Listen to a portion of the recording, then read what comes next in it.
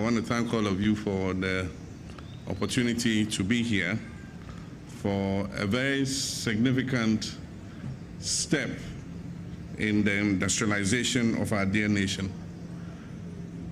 In 2015, in my first incarnation as President of the Republic of Ghana, KEDA Group were conducting a feasibility study of siting a factory to produce ceramic tiles. The last time I heard about ceramic tiles production in Ghana was from our first president's time, Salt Pond Ceramics. So I thought they were coming to take over the Salt Pond Ceramic factory.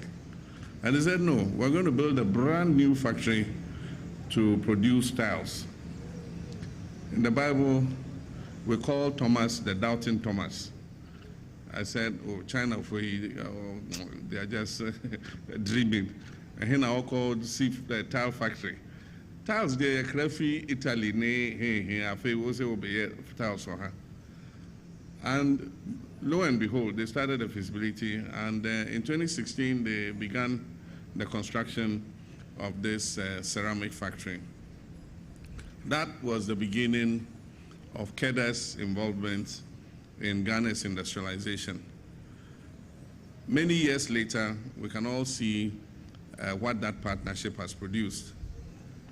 Last October, I was in China at the invitation of President Xi Jinping, and we held an investment program. And so many Chinese companies that have invested in Ghana attended the program. And Chairman Shen was among those who, after the investment program, asked for an appointment with me.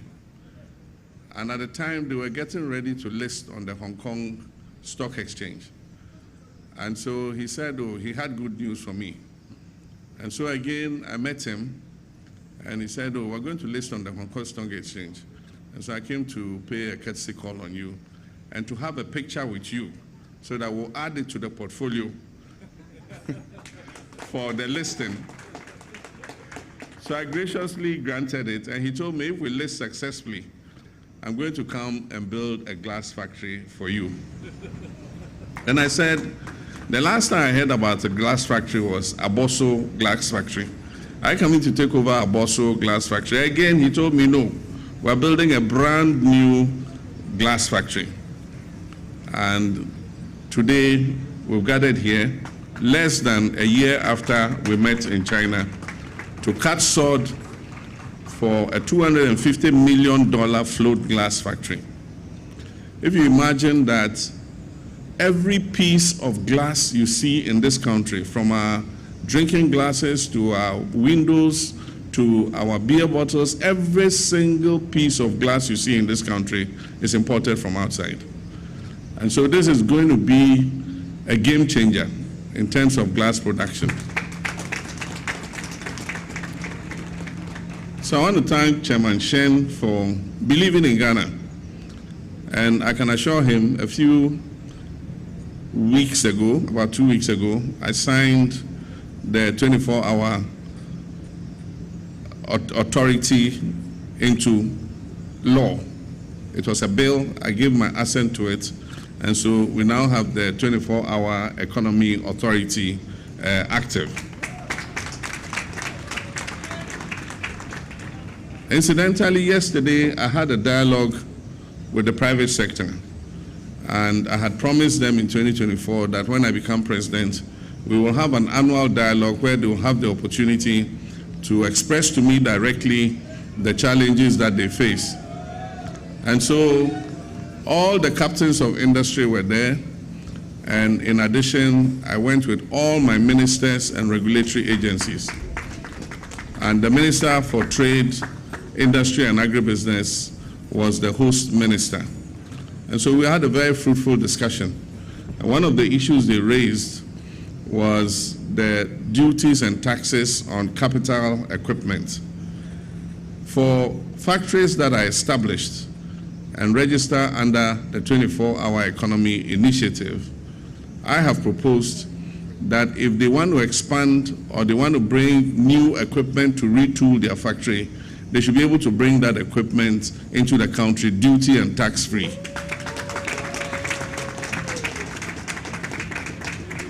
So, Chairman Shen, I can assure you that the incentives are coming. And already you have a belief in Ghana, and I'm sure that those incentives will open the way for you to invest even more in our country. Traditional rulers of the area, for your graciousness in granting the land on which these beautiful developments are taking place.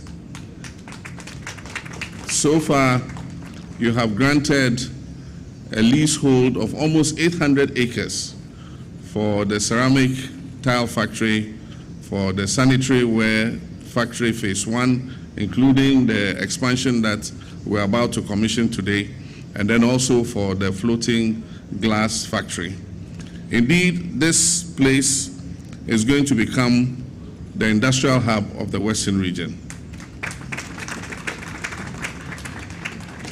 The beautiful thing about the investment here is the export potential. Already for the items that are being manufactured here, 60% of the production from these factories is being exported to our neighboring countries and to other countries. Indeed, when CEO of the business, Li Wei, told me that we're exporting ceramic tiles to Europe and America, I found it very wonderful, because before we would have been going to import tiles from Italy and Spain and other locations. Today, you take the tile, you look behind it, and you see made in Ghana. It makes us feel very proud to see that stamp behind the ceramic tiles. And so our colleagues in Côte d'Ivoire and Burkina Faso, when they buy the tiles to tile their houses, when they turn the tile, they'll see made in Ghana. To the staff of this factory, treat the factory like your own. This factory has afforded you employment. If you look after it well, you will not only earn a living here, but your children will also come and work here. Your grandchildren will also come and work here. And generations yet unborn will be born and come and take your place and also work in the factories here. And so treat the factories as your own. Just over a year ago, our nation stood at a crossroads. Our manufacturing base was under strain. Foreign investment had dwindled to just a trickle. Investor confidence had weakened. Our currency was declining in value. And early in 2025, many questioned, including myself, whether we would be able to make a swift turnaround or whether it would take years to rebuild stability and confidence. Today, I'm pleased to announce that the story is different.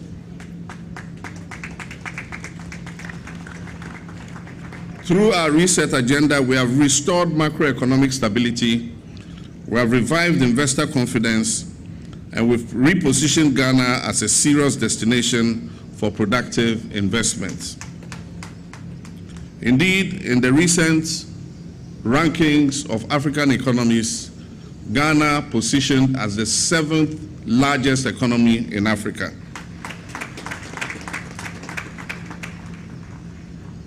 And I'm pleased to announce that we have also overtaken Côte d'Ivoire as the 2nd largest economy in West Africa.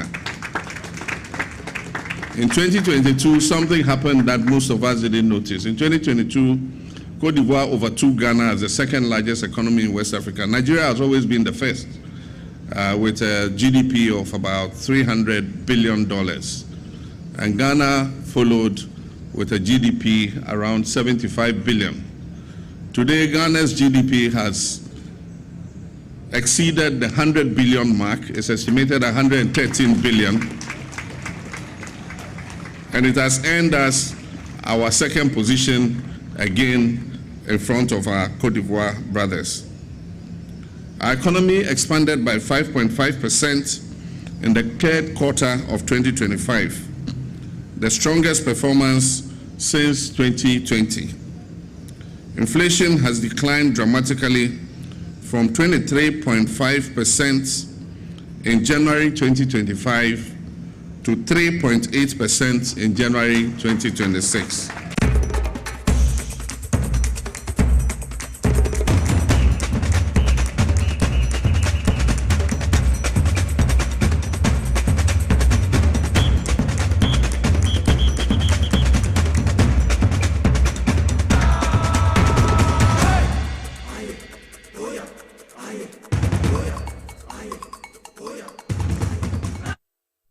Okay, Mr. Sam Wakwaba Bill Ediba TV SYZ. We are also live on Power 97.9 FM inside politics. Jumedi Anna Ewiensu Yabo Modin Atenase and some ahodoa etwegu o man Ghana mu ha.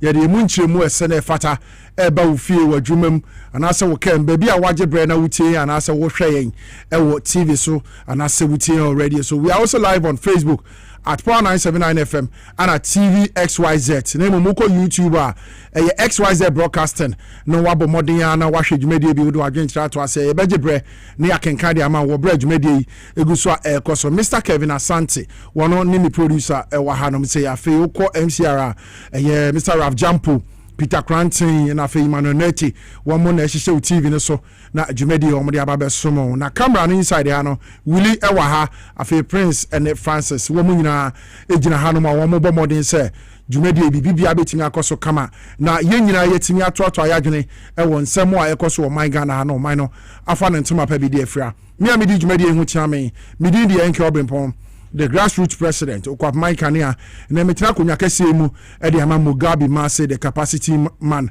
yes, the angel commander na ene yensem no endoso if you say e was say niema bebre wo ho a ekoso a ye de nchiremu ba ene ye bedi nkomodi afa the electricity company of Ghana say Ghana fo ahodo no a wo mo say wo mo koto credit na 3 days na sa oto ne within some few hours na sa eden wo how na aba e o UCG meters no den na ekoso wo ho ene ye bedi hu nkomo ana afei so wo hwa the finance minister Dr. Kasiela to forcing what in some bi ebetu gwa efa akwanya wo mo befa so na wo man protection ayeye ba niema ye credible man wo mo betimi edi hujuma to the sense say 15 months kra no say ye nkra bibia ma ya wo man Ghana ebetimi akoso na bibia aye din ewo o man Ghana hanmoa na eno ana eno akasakasa eye debate ekopie wo mra shebedwem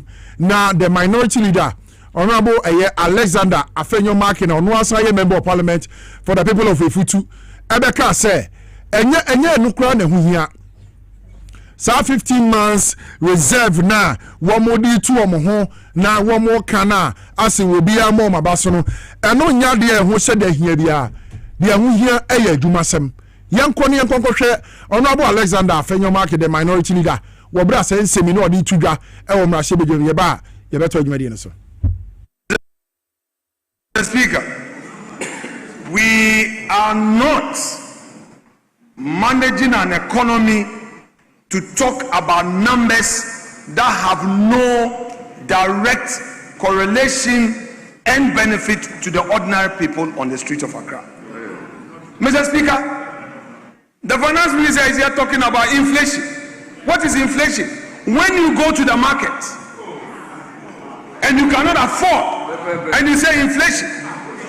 Mr. Speaker, yes, you can, because you the finance minister came here talking to us about some 15-month import cover. Mr. Speaker, we are not interested in his economic theories. Mr. Speaker, the finance minister must know that this house is not interested in his new theories. Mr. Speaker, the people of Ghana, and I start from the youth, you promised them 1 job, 3 shifts. I expect you as a finance minister to come to this house to address us on effort you are making. It's been 1 year. 1 year. Your own constituent, give us data. How many people you've employed? In Jomoro, in Abarajira, in Efutu, the transport minister, the roads and highways minister, in his own constituency at Akru. How many people have benefited from job creation policy? You come to this house, and you tell us 15-month import cover, and you come and spend a whole 1 hour when your people have no jobs.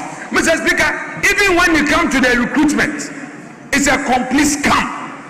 And I'll explain to you, the recruitment into police, immigration, prisons, you are now even telling the youth that they should go and buy forms.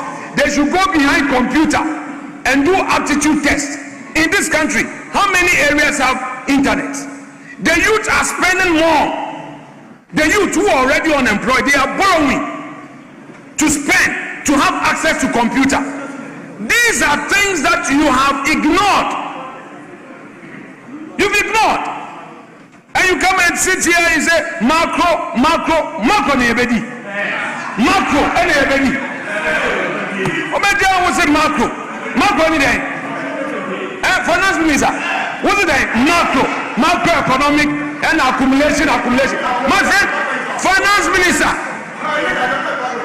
No, finance minister, I'm not interested in your macro numbers. So I'm not interested. I'm interested in the bread and butter issues. Electricity. On paper, you have increased electricity tariffs by over 30%. Now, put the numbers on paper aside. Listen, for those of you who, because you are in government, you are ignoring the realities on the ground. Ghanaians cannot afford electricity. You should know this. These are the things you should introduce policies for reform. How to reform the energy sector. You are not doing that. You come here and say, Marco, I will not commend you for doing this. I'm not going to praise you. Electricity needs reforms. Those are the bona fides you must pay attention to. Then you come here, you say, and then 15 months, they say Ghana accelerated national reserve accumulation.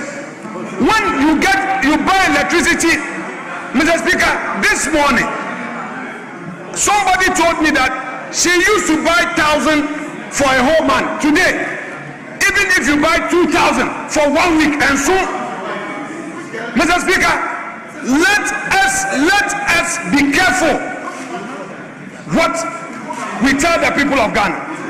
Mr. Speaker, we are talking about electricity. NDC came into office. When they came into office, the first thing they did was to increase electricity tariffs.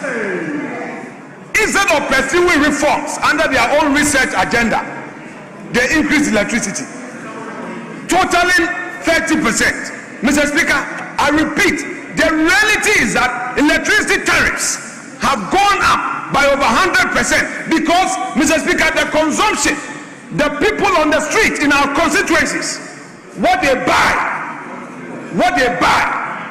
is unable to sustain them, and they know the numbers. They know how much they purchased in 2024. They know what they were buying in 2023 as compared to what they are buying now. Mr. Speaker, that is the reality. Next, Mr. Speaker, next is the cocoa. Mr. Speaker, our cocoa farmers have been a supporting pillar of our economy since the days of Gold Coast. Mr. Speaker, this government came into being and they have abandoned all the supporting pillars of the economy. Mr. Speaker, I don't need to be an economist to understand what leads to economic growth. My basic ideas as an entrepreneur are enough for me to know that when you create opportunities, the economy grows. Mr. Speaker, this government promised that upon assumption of office, a bag of cocoa will be increased to 6,000 Ghana cedi. The finance minister said so. The ranking on agri said so. Mr. Speaker, today, they rather have reduced the producer price. At the comfort of his office, he reduced the producer price. Cocoa farmers, wana how, onyawo how, enya wasem. What's your office now? What say so? What's the one more haircut? What so? You sat in your office and reduced producer price of cocoa. 1,000 Ghana cedis is what you took away. Cocoa farmers cannot pay fees. They are borrowed from the cocoa crutches. They cannot take care of their health. Those matters do not concern you. Then you come and you say Ghana accelerated National Reserve. What we demand from you, Mr. Finance Minister, is to immediately restore the producer price of cocoa that you came to meet. If you cannot increase, don't reduce it. If you cannot increase, don't reduce it. That is the reality. That is the reality, Honorable Finance Minister. Mr. Speaker, again, instead of the Finance Minister introducing incentives to grow the economy, he is not. Mr. Speaker, what businesses need is rebates, tax breaks. What businesses need is a proper environment to grow their business. Mr. Speaker, the minister is not offering any of that. There are no incentives in the economy. No employment. No employment. And then you come here, you tell us that indeed we should allow you to create a certain reserve accumulation. What is reserve accumulation when your own constituents are hungry? The Honorable Alexander Afenyo Markin, the minority leader, Mrasebedwem ana wote ne kana wo gina MPP for na name wonu anosan ye Mrasebedwenima the people of ye efutu na the way wakasa wa gyrate no person kan me bon se ma no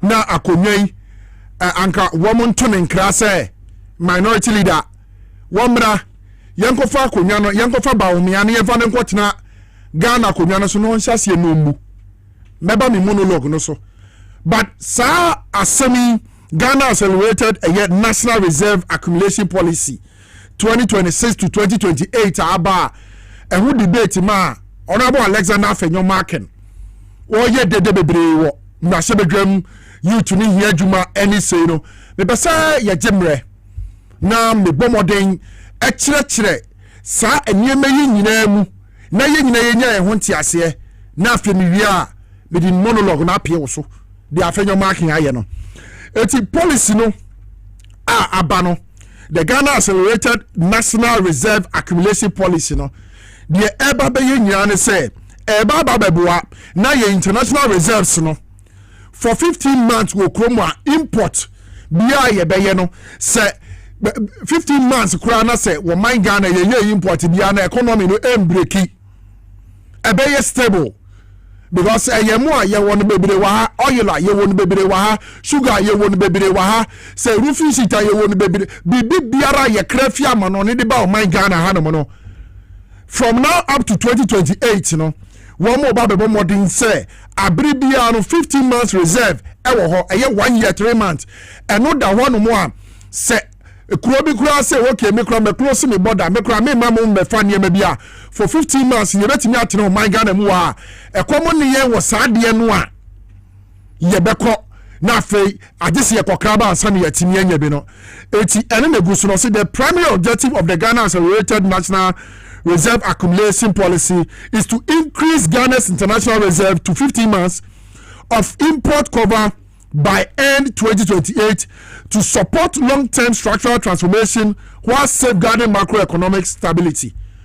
Eti ninche mu ano no say if 2026 ekopim 2028 no wo mo bebo modern ayen hyehyɛ ya abiribia no si yeti o man mu 15 months no obi ankra bibia akora no a economy no ebe ye stable na nye se bibia ebe hia yen wo hwe na nse ya Burkina Faso terrorist attack ye ba tomato fo no so no a okoto tomato na nse ya no ma yi ba ko no nka de ma 10 cedi omo yi nketwa mienu no mo de ma 10 cedi na chese Burkina Faso fo so omo to omo boda mu a Ghana for tomato ayebedi no ya ho ba kire yen even if it's for 1 week enti aban yi de nseseye eba se ebedu ba bi no up to 2028 no Burkina Faso aye kokra ntos de ba no so omo ka se omo tumu kura no a ye betima atena wo man mu 15 months 1 year 3 months wo breko a tomato hu nkwa atwe eno na afenyo marking se wo mpe no yanto nko so na fe yenhwe ne ekeka hu nyina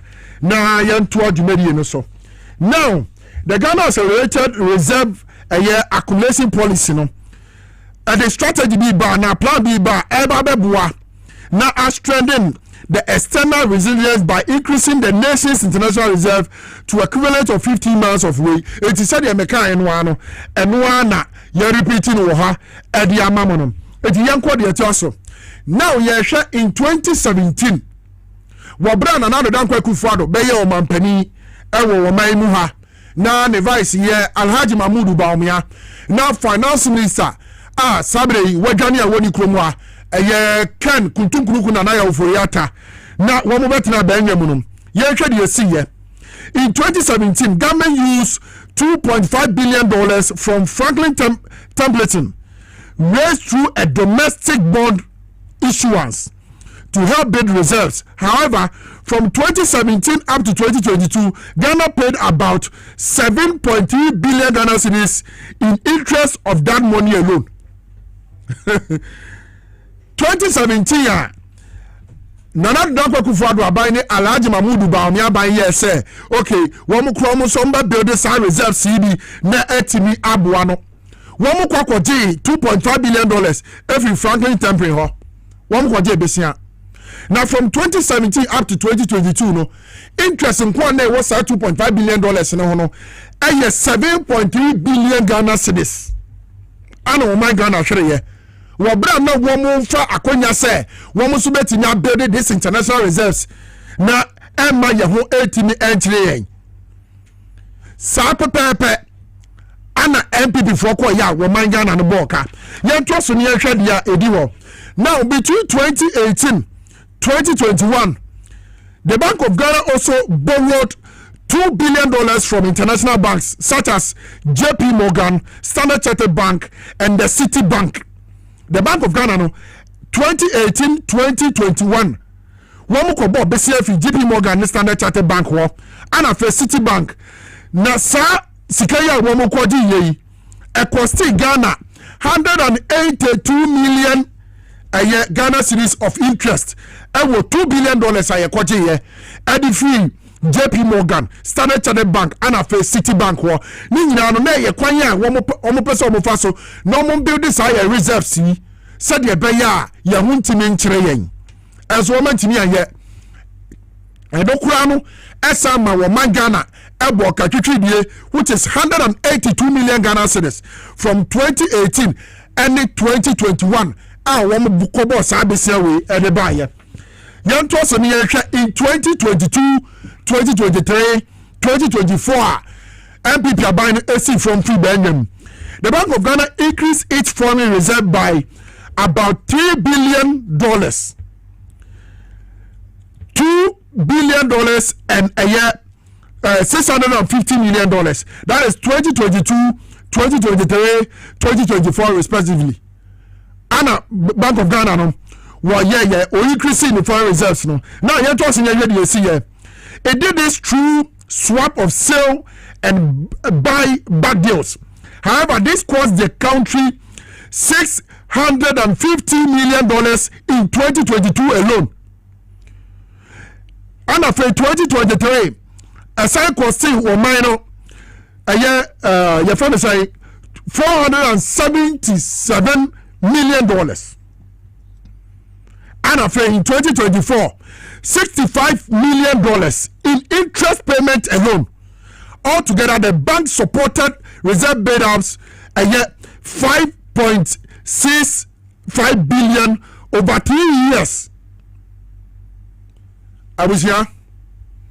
The woman you say the MPP and the minority. Afenyo marking wabo modern na wokekam says 15 months reserves na Honorable Dr. Kasela ato forcing wodi tu bia say wo boss aban na bi ato say beye na ye import no say etuntu potwa say bibi na asia for 15 months ye betima atena o man Ghana mu a na fe yambre e wo sa ne ma no hu nyina no MPP4 tribe ni nyina mu omoboka from 2017 up to 2021 22 23 24 a wo mu di fi abem wo mu die ni nyina ye ka de ba wo man Ghana ekabuburo emfaso bie ni wo man Ghana nya free so de na MPP4 wo mo pese wo mo ye ne ho ene aban yaba what is say ya to kwam say if sabre nkopim the year 20 a year 28 2 years a day ni ebedu no minor tinya building reserves to the extent say import to credit jai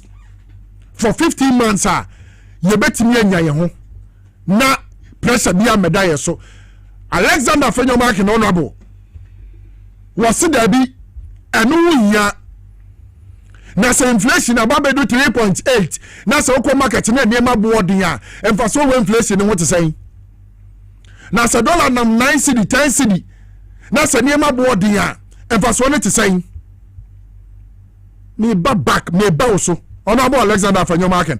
This is a member of parliament for the people of Efutu. One of the last year obo police in Yasumu na say be many more. Yes, Alexander Fenyomark ogusu tim na say be jamo ye na juma ba pemu ne police ni ye bo na sum no BBNC Alexander wa fa ne ho adi.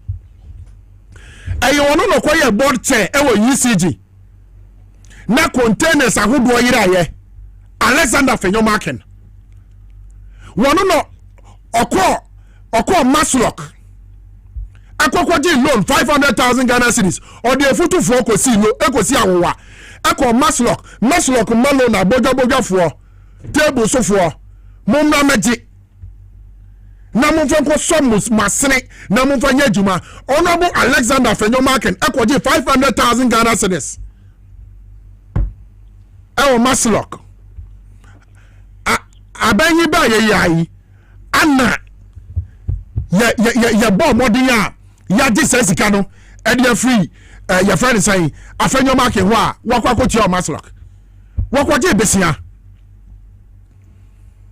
ene wose dey ene da na si na mu time honorable se mutimi bo modern se mutimi abo modern ana okay yanko ahoma no sombra yakoba na fe yatoa yankomodie so Richmond Roxon PRO adema energy Ministry of Energy yane ni nkomo na fe sabre sa wo hawa yemu ni se aseba UCG na nkofo se wo mototo light ekoso no free fa Roxon sa otome ka me akwa badeba TVSYZ ne Power FM so inside politics jumedi so bibi aboko na nso very well abayi betina abanyamu no ana obo modern say what the 1 Ghana cedi to every liter of fuel aye beto so eno aye because energy sector na kada ho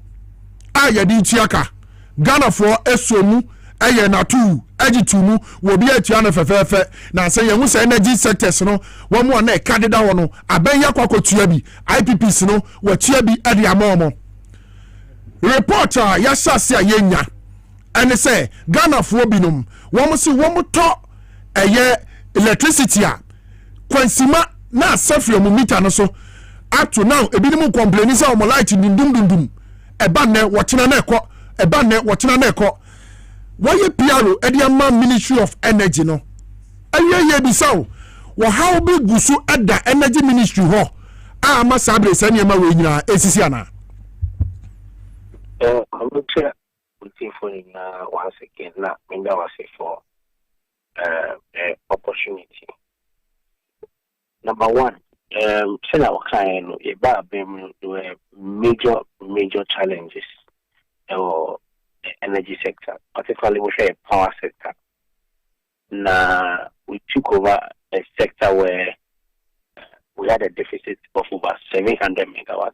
Which I say with generation capacity, what you demand is you cannot meet it. And say demanding a 4,000 megawatt, what you can meet is maybe at that time the 3,300. Now, 2024, and this is data. The data will show that every month we're shedding load. I'm out for Bekaya. Probably a minister, President Boni, the Empire. And the very first few months, first 2 to 3 months, they are very, very difficult. And my mom for grab Bonichi say, hey, you know, share a bit complaining and say lightning just things not so. But from April 2025,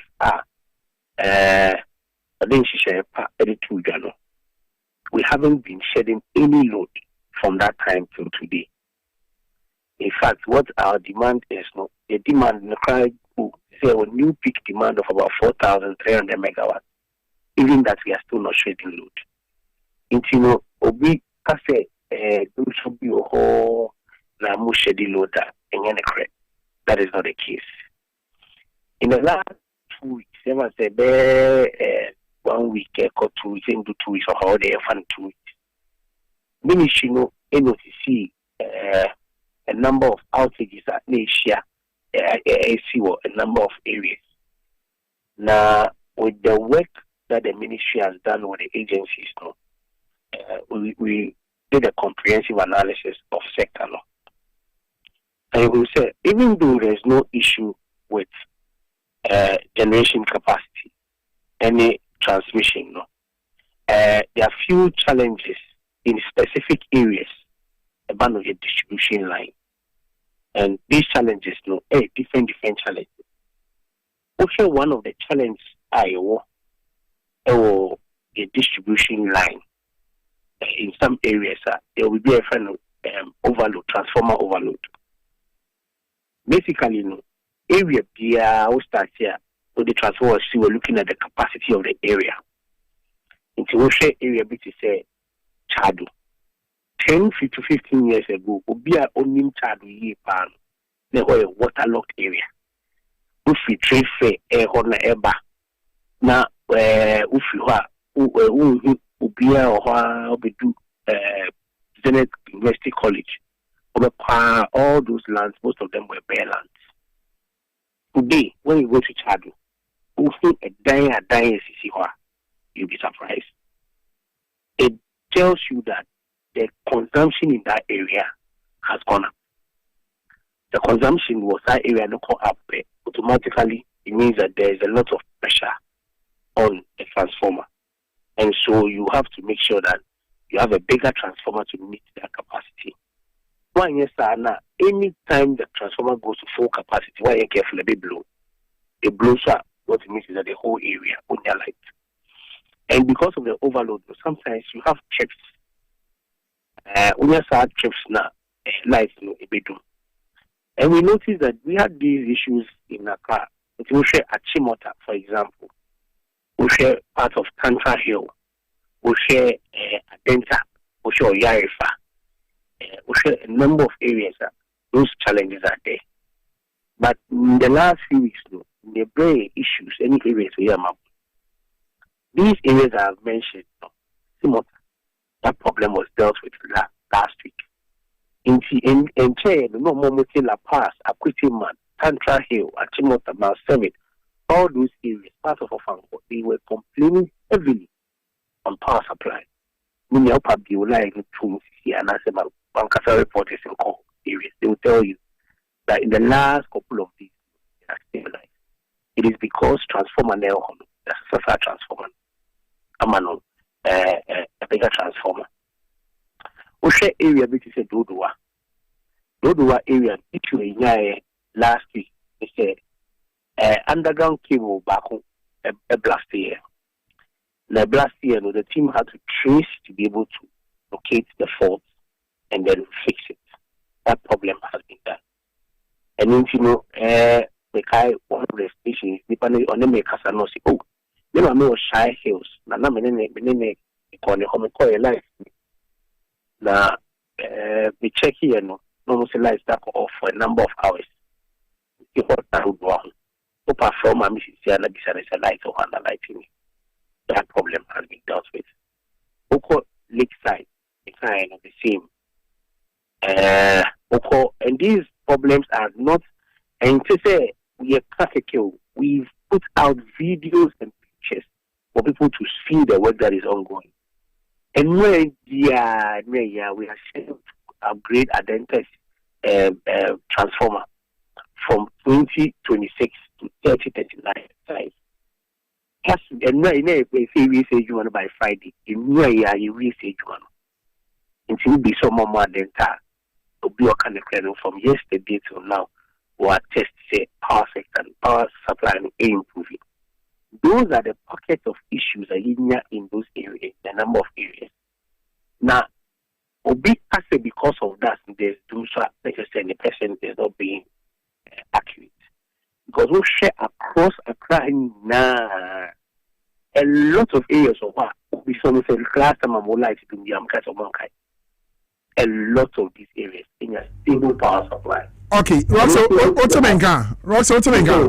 Okay, very well. Now just say when chire money chire say dum so ni ba bia wo man Ghana ha. Sa pepe na oka. Okay.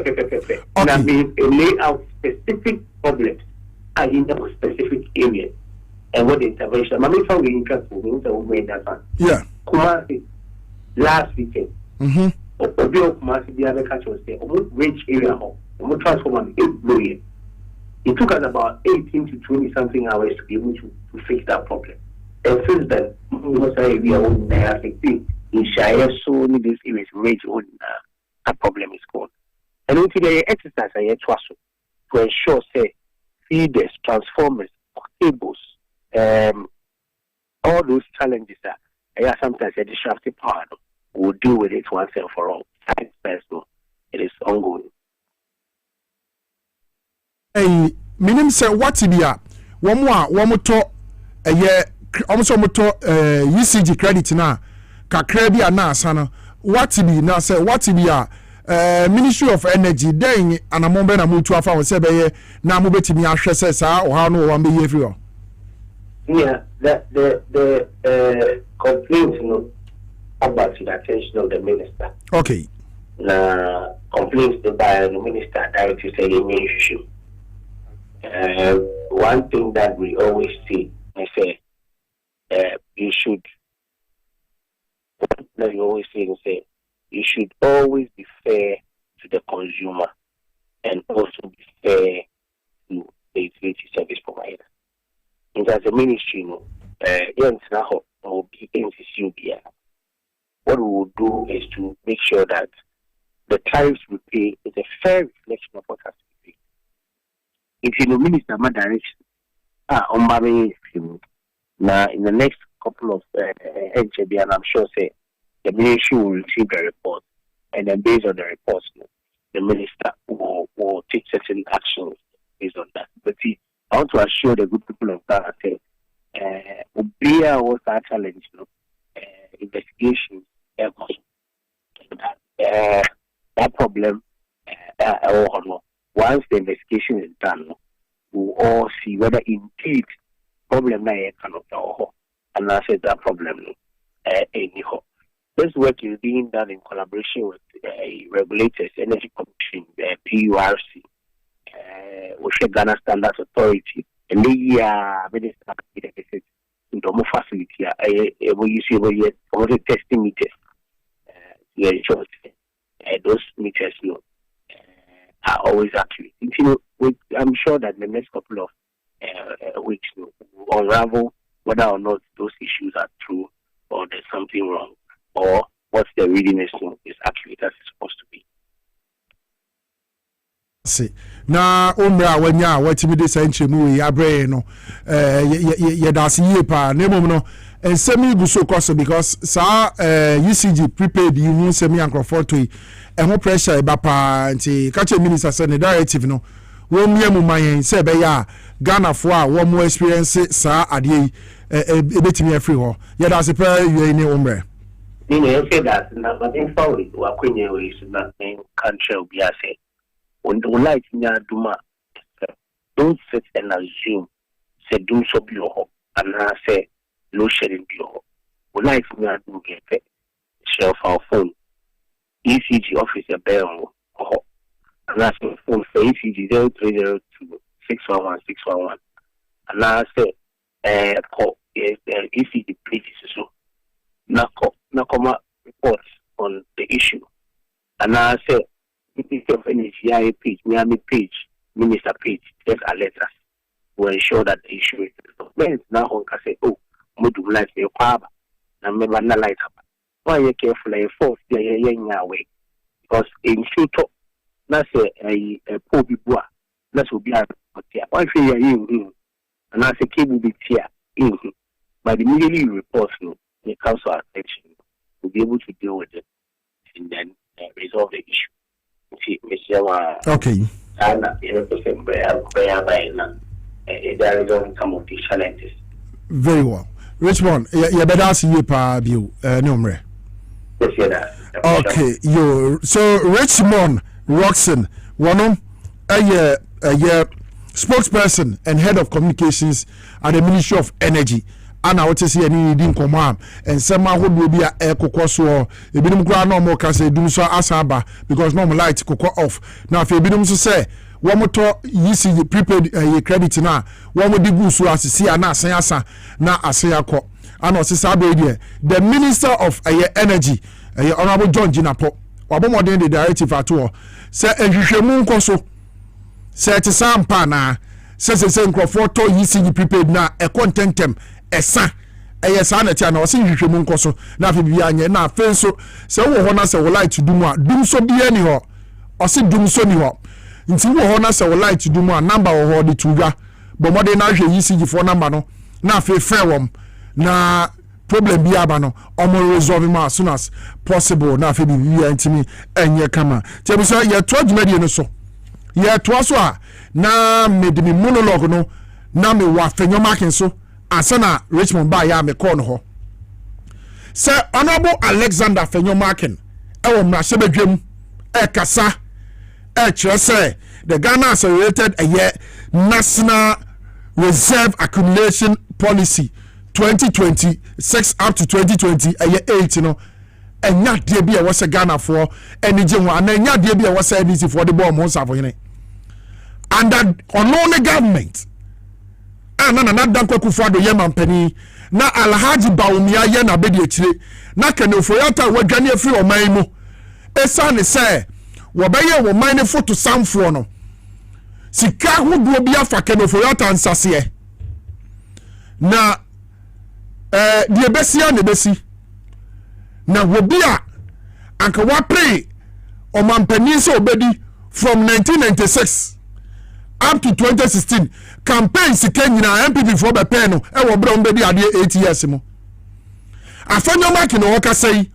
wono pe ana last 2024 ahead of the general elections womo speaker make a pronouncement and conforming film na sebedem if it's a normal free of party mako independent e bi so free independent aba party nim na mra na say sa wo yes adia wo mam na sebedem bio age wo constituency ne to abana ma bio eti Professor Michael Kwei no ye the Speaker of Parliament in the year 2020 the former member of Parliament Andrew Asiama say we free MPP mu konten kro dia ene mo mam na sebedem bio won ko ye to abama no a na waba yes apebepe Speaker Baben bi 2024 afejo marking etimi the 2 hours pe eko Supreme Court organizing judges am omo the stay of execution eko to speaker semso say MPP fu na akọ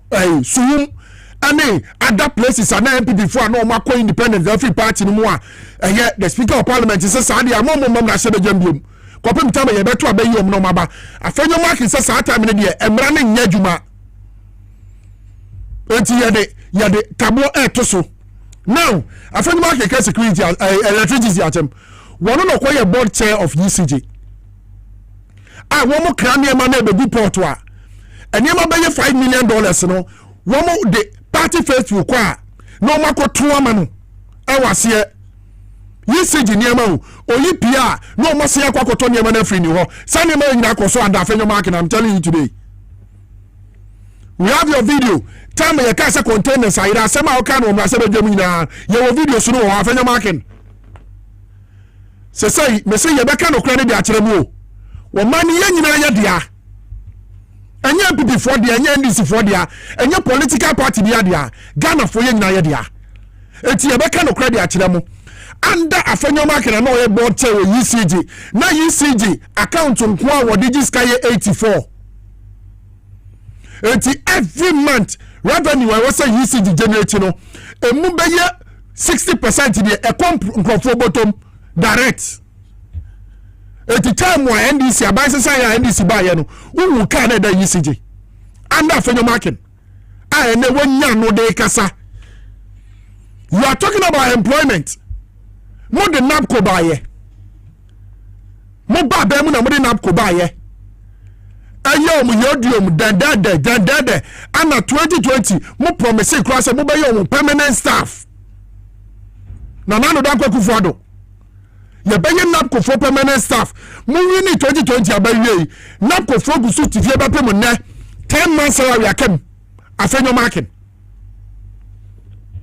Akemu wo ya beka ana abai na tikoko so na koko no wo mfa price na amfa mo say wo afenyo market ni bisa say world market cocoa price ya he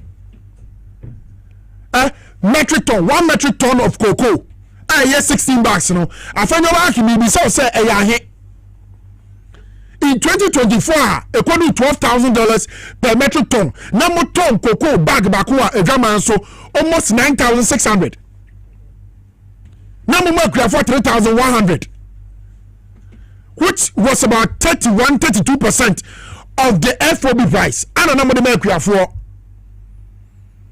and the world market a metric ton of cocoa I saying $4,200.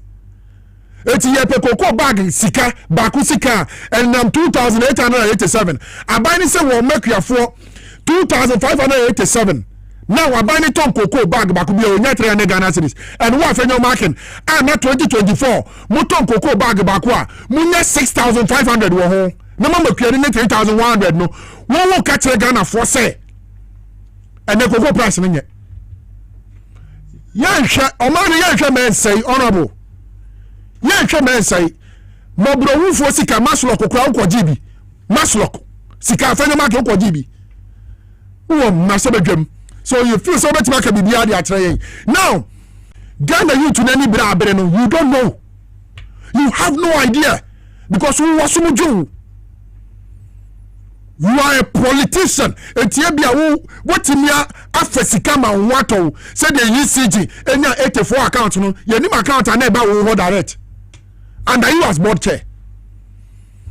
Abaya ba pekwaya wudu obetimi afaso no minor fan ntoma pa bi de afira moyem hu osi akwan moyem hu konongo kaya yenya yenso yem obi ansoa. It should be MPP or nobody does it better. Ba mobwa wo kromu ha aya sometimes NDC na me hwedi ya na His Excellency the President me doni ye pa me N.K Obrempong maka 2024 me ye campaign ma jo mama me to abama no me sane mabusuafo me nuanu me nafofo kasai mom ko to abama no e yade a me regret da me nu me hu da e yade a se me hu atile kura na me hu mu no me ebeye me de sa me yes ade no because 2024 sanka 2 million ekodi ba o me awa Anka National Cathedral, Obetimi aka wasem, Dr. Warren Mensa, 38 million Ghana cedis, according to the Attorney General. Osesi Banki, 2.5 billion Ghana cedis, wafedi wa NSA. Yanko Abdul Wahab Hanan, NAFCO, CEO, former. Otofie $1.6 million ni ade ewo kromu ha. Yanko Kwabena Dubois, National Secretary Bureau. Yanko amiya okunfi $2 million or so be sky train bapem ne dade akura na babia. Yanko Alhaji Mahmoud Baumia I was in Paulugu Dam, close to $12 million. Paulugu Dam wahe, and you still have map to talk. Afanya Marken, or Finance Minister Ghana. Wo bem, they are not yet Ghana for to some for na wokuta Ghana sika nyasha Ghana sika so no we Ghana wato wuram. Now, can operate at the prison in America or so pay since Obama done them cantonment. Our Ghana. Can operate at them. You people still have mouth to talk. And now we share Richard and Yagbamo, Afenya Makemo, they come in soon the Dennis Miracle Abuaje. Our MC. Our a clapping mouth and another danko Akufo Epamo no yin edi. Dennis Miracle Abuaje. Bepem neko hela te kwan. But now some few what Dennis Miracle Abuaje. Late kwan fi Late Johnson, Eko Late Krom, went to Nyan kan wo hia nyanwe. Be ye MC. You still have mouth to talk. And now 2022-2023 projection amoye 800,000 metric tons. Ah, mo de ko di syndicated loan. Ah, here na mutimi supply. Me person MPP ni bia me proving me wrong. 2022-2023 season of cocoa. Projection amoye de ko di 800 metric tons, 800,000 metric tons. Ah, here ana mutimi supply. Honorable Alexander Fenyo Marken. Mumbo mine no mine ye wate. Modi bi aye. Sema for mine after ne say mo bon toto a. Se atitide na da ho no. Modi bi aye. Momo mine Ghana ho nto ne kakra. Olisi enya mampani a ye hunu se wo mine da na koma so a wo beye niam e beso Ghana fo nyina so. Munya mfutuo na mutugu Ghana fo ni na me hwe Dennis Marco page on Facebook na akiafobia wo masunsu mo mabadwe ebititi wo ana omanima ye mobomobo said the free SHS ye beto about 2024 amusa de be ye SCC billboard my education depends on you vote for me on the Ghana for ye mo now Ghana ni no odrio na ni da ho wo hu mamam wo enti enye those dramas mo be put it up we are not going to watch you. Yeni babia ko kro we ye nyina ye dia enti se wunya kwanya ko ye mra se badwani a you are not bigger than anybody enti me Obrempong se me bo police ni asum na se me face mra Alexander Fenyo Marken is bigger than the laws of this country. Video no clear officer of the law Saturday in uniform Alexander Fenyo Marken na wono se mra no no wase no wo busu abo police ni aso mbapem na ye okromu a attorney general your excellency me say you to bufu afu no me catch you say wo MPP time a dollar code 7 ekodu 17 Ghana for anwe abo wo mu didi wo MPP time a liter of petrol ekodu 23 Ghana cedis drivers to car dia one year no Ghana for ni aso and time I'm on radio so I said I'm about to TV studio. Maybe some people's expectation na me yad more China state of the nation I would about to go. 100% of the callers afraid will be I say the past officials are woman do my Ghana sika mama down where they are trying.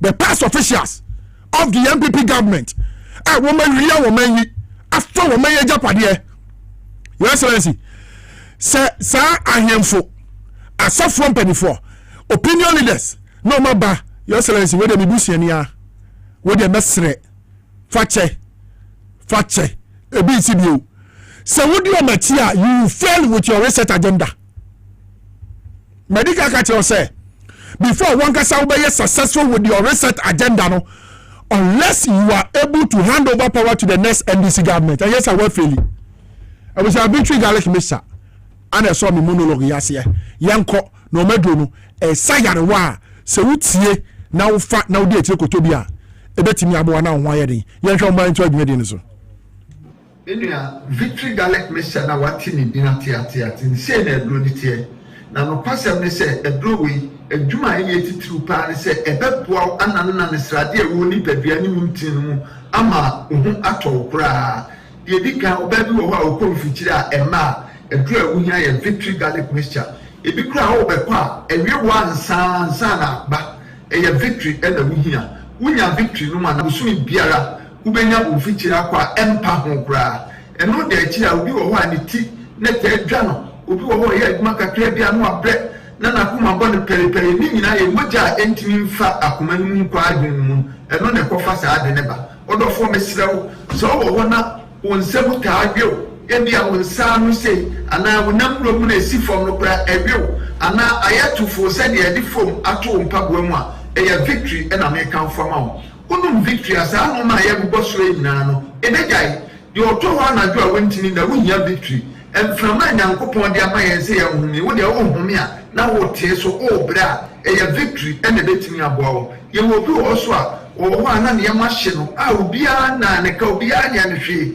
obi wo so na kuma bɔ ne pere ni nyina mogya ne ntimi ne afusa ne yɛ wo ni padua no ɛdura wunya yɛ victory garlic mixture de watwa bra ya bia ya na sɛ kokodue ne nam no no yɛ ne basa ɛyɛ victory ɛna me kamfo wunya victory bi no ma ɛbɛboa wo sɛ doctor de watro duro so sani a wobɛtumi anom victory na ka waduro wo nyinaa ne sɛ waduro no na abɛnoma meetie aduasa no anom wei so na abɛnoma no anom victory no so akyi meetie aduasa woyɛ ne sɛ bibia bɛde kama ma wo sɛ wo nanse taata woyɛ agya ho adwuma a mesrɛw adura me kamfo ama woayɛ victory garlic mixture mesrɛw nipa ne bia danse a yɛpɛ sɛ yɛfa wo ma danse na tie na sɛ wo so kɔtɔ a wobɛnya saa danse korɔ no a ntumi mi mpedwa mi ntumi ni di mi yare so mene ko be 12 years di ma nundu kan mojedru 5 minutes de kima tutu ana se na meti TV ntumi na me hwe no mu se moton drobi esi victory heba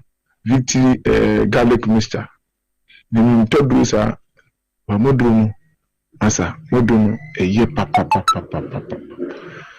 ntumi ni di mi din sa no ni di afi mi no se di ya na afi insan afi mi no ntumi di bi afi mi di ma eduboni sa wi semi anu so no ntumi di anu so gbem sa afi de anu so bi no ma ntumi di bi afi mi hu de mi nya no ti edo no kan wo TV so a mi kutu bi mi no edo anopa eni ewiani enwure no ande no si afi nyampara mi no bibia ntumi di mi si afi na tola tamko ya black masa modro die edoni ye na mi shira mo ajime pa me problem ye menstrual pains nda me kakra mo so timi me nya me menses no boso mu ma me bre pa me brankasa me timi to tondro no ne se man ti se yesi ye bidro ha na makoto be bia me we timi fa ka ekọ obi kru so ekọ to bidro me timi no bi tese na victory ni dey in fact I don't know me dey mu dey me ko to bi me ti advert no TV so sada na me sorry anwure na me ko to ye na da na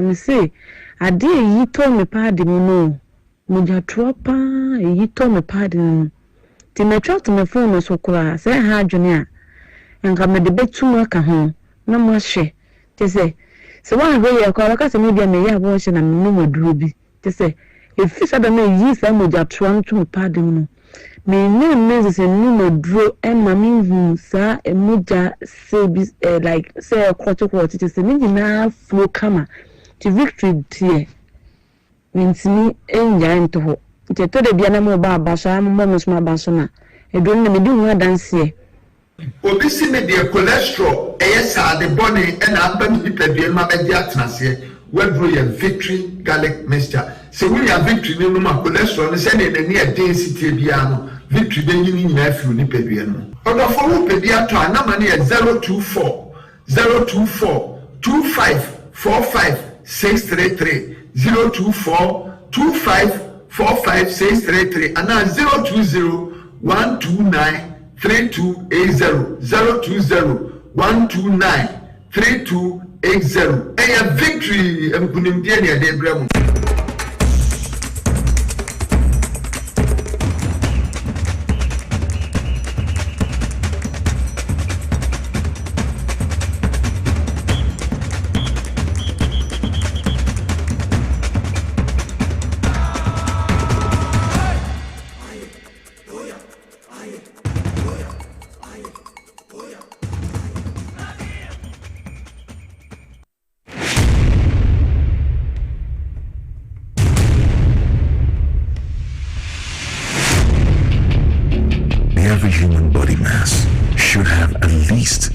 water for optimal performance in any physical or mental exercise.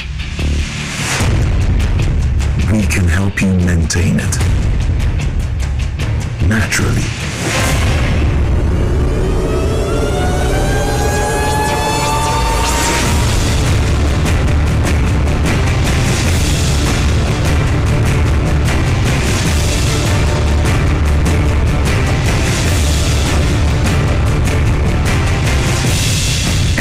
Natural mineral water.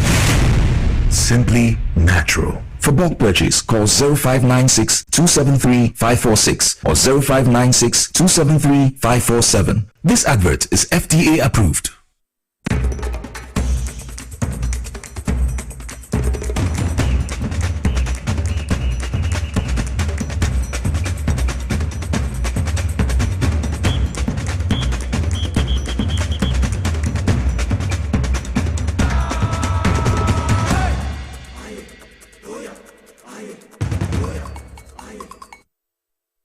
I'm Sam Wakwaba TVSYZ. We are also live on Power 97.9 FM. Inside Politics, Jumedi ni Atenase area na afin sama hodo etwegu o man Ghana num de yenyina yebetimi atoto ayadwene aboa na o man afa ne ntoma pa bi de efra ana eguso ayeso mo no. Medin de N.K Obrempong, the grassroots president okwap man kanea memiri ma wo kakra mo fencheme na afei meba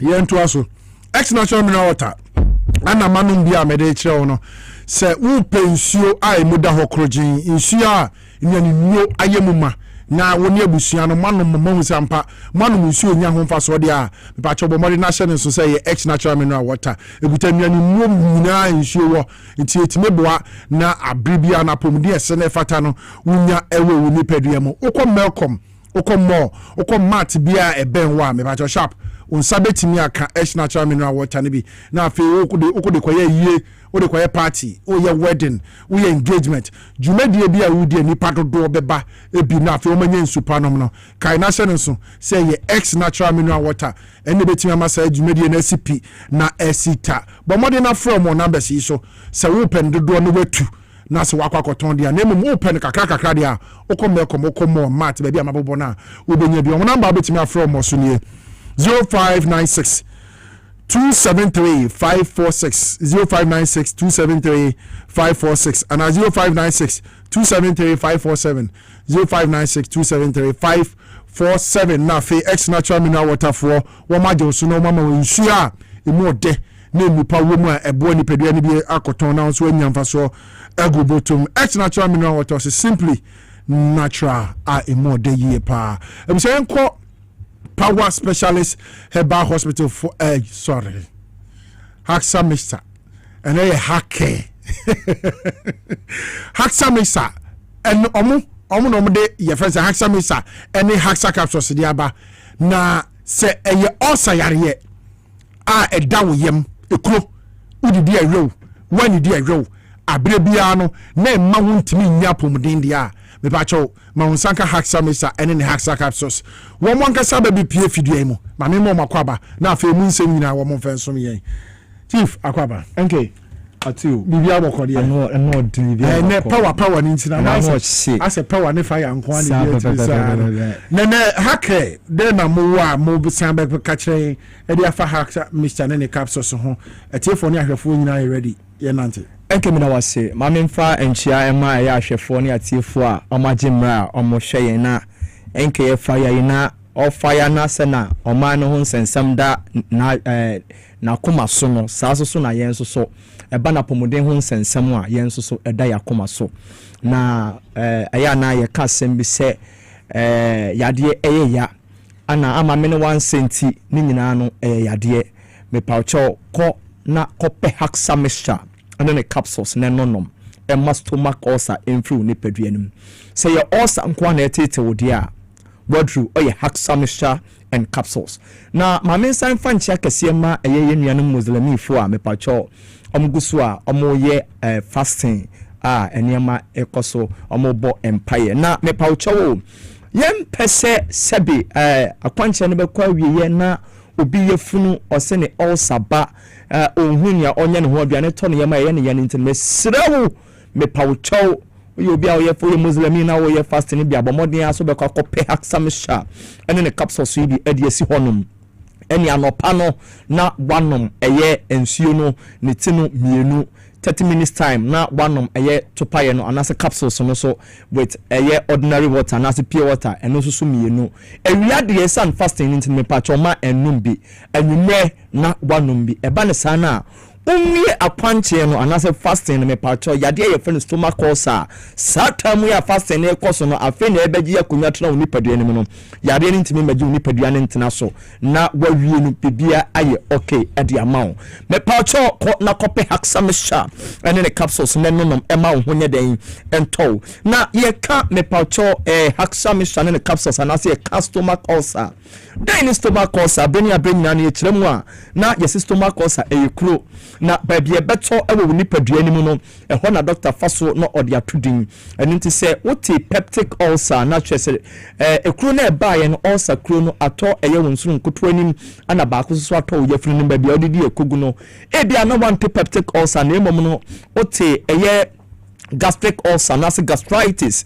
eno sa no na twese ekuro no eye oyefunu pe ana ababa beto ana se ebia nso so oti esophageal ulcer na twese droben sa omunim ha no eho ana ekuro no ababa beto na sene nso se ulcer bia wunim se ye mouth ulcer no egu ahodo edoso say ye also be a wate ne wonte pain ne wo ko hospital doctor boni dia kire wo dofu bi ene o kantima bi dia wabodi ya kire se doctors wo nya bi an me pacho ano pomasibre haksamisha and capsules a drain the screen so into the phone no wo dia twa ne say ya ntu duru hono a pharmaceutical shop herbal shop na dia to say we bi na me person so okọ na yesi ebi ni ho a ye ma wadro bia si fasi na ma menje isan se haksam shai adienti ya me kamfo dia ma on se ya dura me pacha doctor fo nso ana atena se edo ma adwena bom ede aye na eba ye ansa yade miensa ansa yade mienu yade ba ko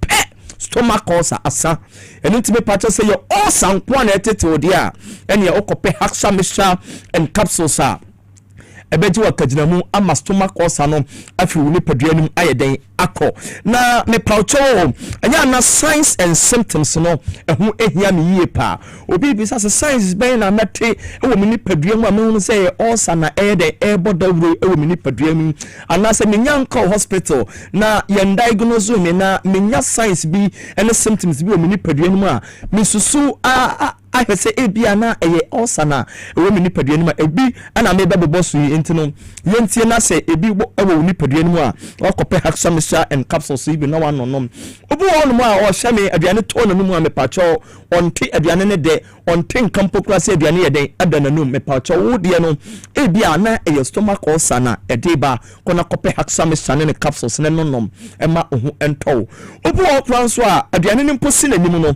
say ye obetimi atie aduane ne bi edi akona mu no me pacho ontibi tibi ni me pacho loss of appetite onya tenkampo kura se won fanti aduane ni me pacho haksamisha ebeji wakajinamu ebia na sa symptoms ni signs wo de no ulcer ana akwakofa ba kona kotobi na ohunto ma me fa number no entu jane fresi a na wo fra ba bia ebe mo no na ya direct na okohono me pacho number no 0240 23 83 10 0240 23 83 10 and our friends so 0203 822 855 0203 822 855 na yeguso ayebo symptoms ne signs na me pacho bo onu ma ya na ne bo onu hanum say no eho ulcer no eso ni musa na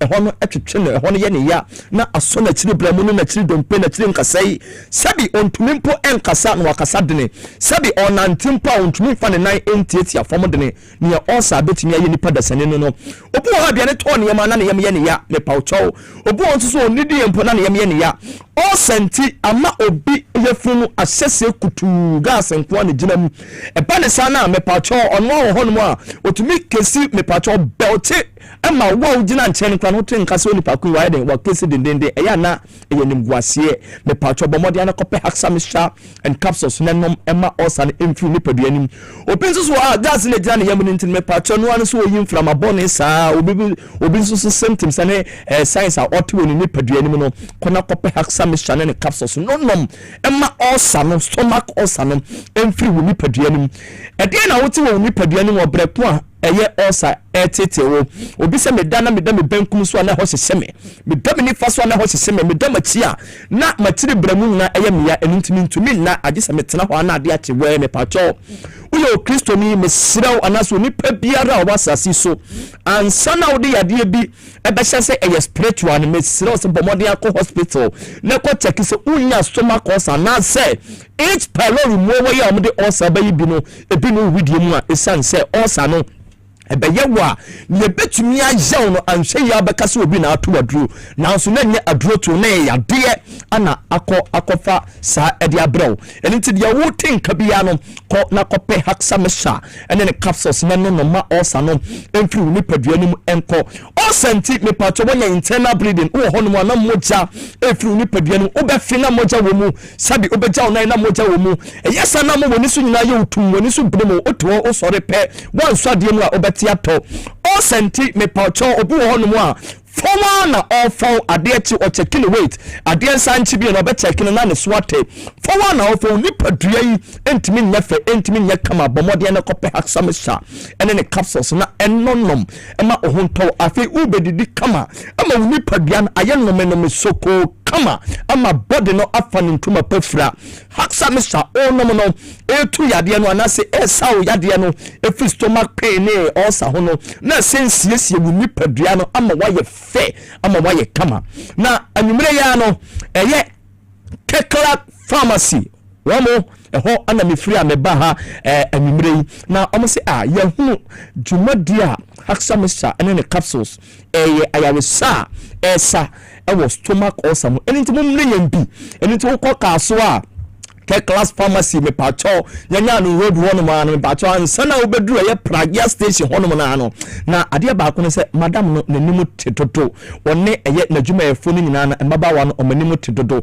eni to wo kaso na okọ class am pacho ubenya bi no ayede no wato ama wo stomach ulcer na etete wono anu ayede etu ede amao enya honko a okaisi drug lane yanko repass Tenated, Hallows, MFA and Benis, Kumase, Yanko PFA, Danny Helba, Colinac, Freddie Mains, Misty and Arms, Ediana Kofodia, Yanko Capson Pharmacy, Beno, Delight, and our friends Sunkoko, Isaac Drastor, Mankasim Nawana, me Paucho, a Honsusono, Jeff Helba, Benyabi Tapwa, Owas, Abidrofie, Tapwa, de Charles, Obuasi, Smart Helba, Wa, Mumuni Awa, Tamale, ayo fakujo heba afenso so no owo eye La Pasa oko House of Drugs Alhaji ewo ho be ma obi na wato ama bibia akoyi agi no mane bio na fresh sia babia ebe no se owo kasoa se owo wa se owo tamale babia ebe ho bia na ebe daweto na wako babia wo se obenya bi na wato ama stomacosa afi ni paduanim no mane 0240 23 83 10 0240 23 83 10 and 0203 822 855 0203 822 855 me pacho offer numbers we ya baby wo bia no ya be ma obi na wato na bibia akoyie na Madam Keklas me pacho awie ni anwumre die ma pewa sem dodo sanse enumuti a wode som ayewo man ene de way a abusunyafo omoto waduro ni nyina no omanimtie ewo eye kasoa no me pacho monkoso na emamu no obi aso pe haxamisha capsules a oduru hososo a obenya bi ato ama stomach ulcer no afini ni paduanim enti mi pacho bia ulcer eye obi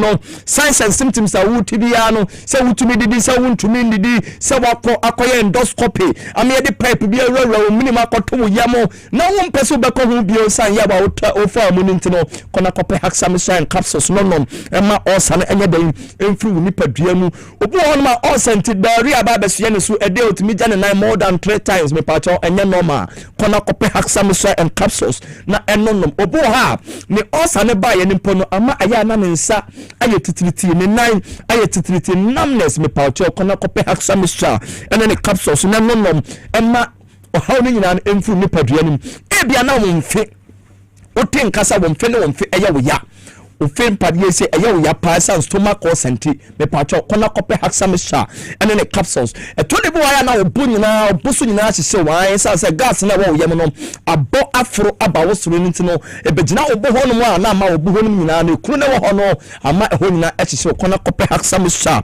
ene ne capsules na eno no obo wa aduane nya to ne ma no afe onya tie aduane sent kra no wafe obo na koma so timi boni prim Mrs. Stomach ulcer ansana obeka se oya de na na so how na wuna mu no eye spiritual no me patcho bomodia ko hospital na check he se H pylori mo wo yom de ulcer bayi me patcho bi no ni paduane mu anase ye diagnose wo se wonya stomach ulcer de a ene na eno no empire no betini abo na mum check he ansana me patcho wo de ahye sunsun a wo de ahye sunsun say stomach ulcer yare boni bomodi na kope Haxamistra and capsules na enonom ema bibia enko ye number ni be 0240 23 83 10 0240 23 83 10 and 0203 822 855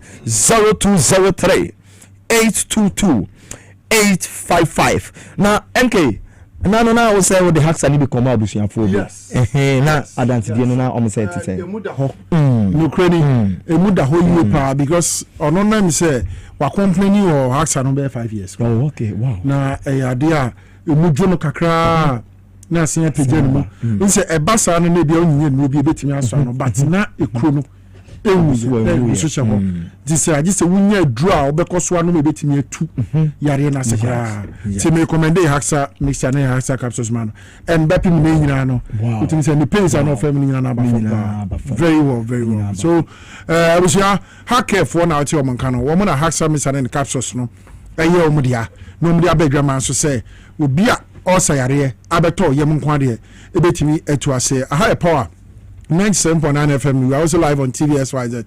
Inside Politics, Juma DNA. Penifua and Umbedi Juma Ababetu. Yadani and Waba. Now the Akanya, the Ababe Sumo. Creba.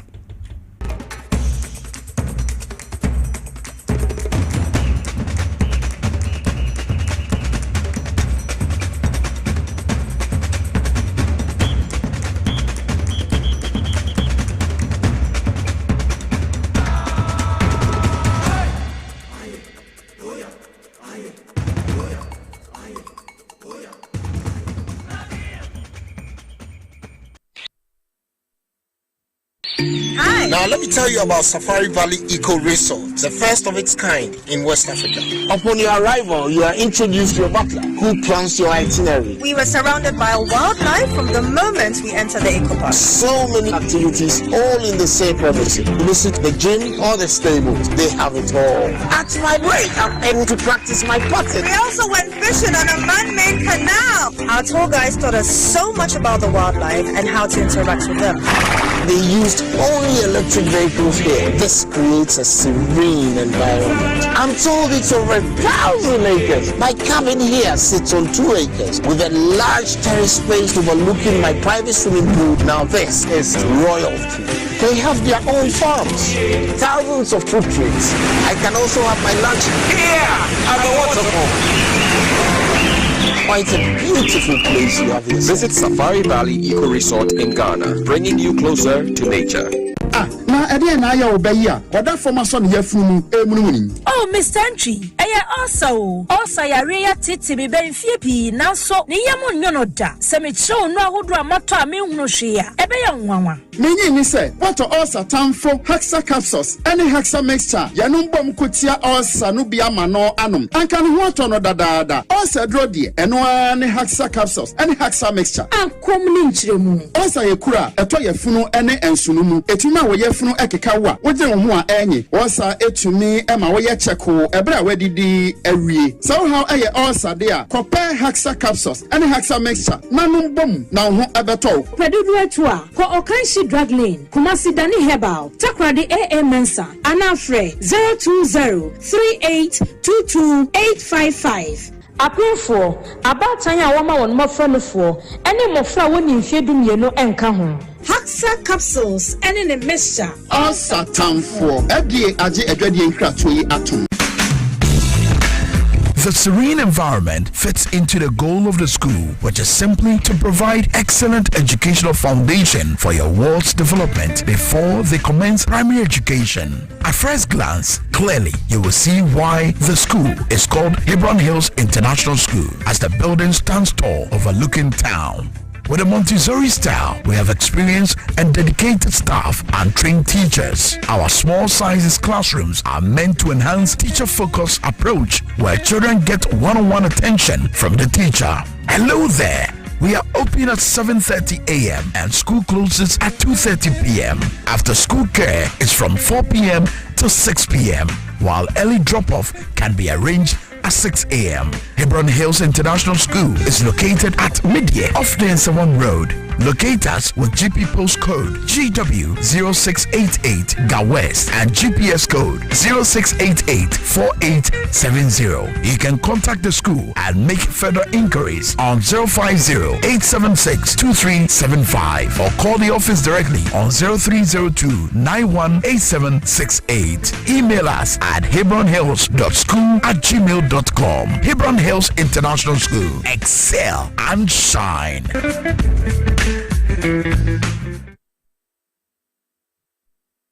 Obrebo eye adwumada eboa eyam aduane eboa eyi nsa free ni peduane na eboa woni pedua ma etena ho yi nanso woni se niema a yedi na yenom tini ma brebo ye adwumaden sen pote mehunda me brebo ye adwuma pa ebia sese mitumi ye bibi boa me brebo ani and wanting about the left from the Moses Clinic, we have our center about herbal food supplements.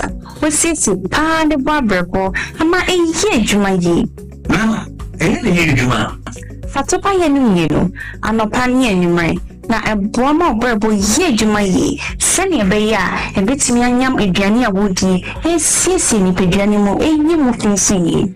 And no, I'm a brabo can't. Obenya Life Kit or pharmacy, herbal shops, no supermarkets are ebeo. So what do those way to up? Fresh 0244 068447. Life Kit, one with bread war, one with Nipedia. A dream any mapping for a ma emma or man for, nay, and for our 1 year in fear to me. FDIG BD Kratui Atum.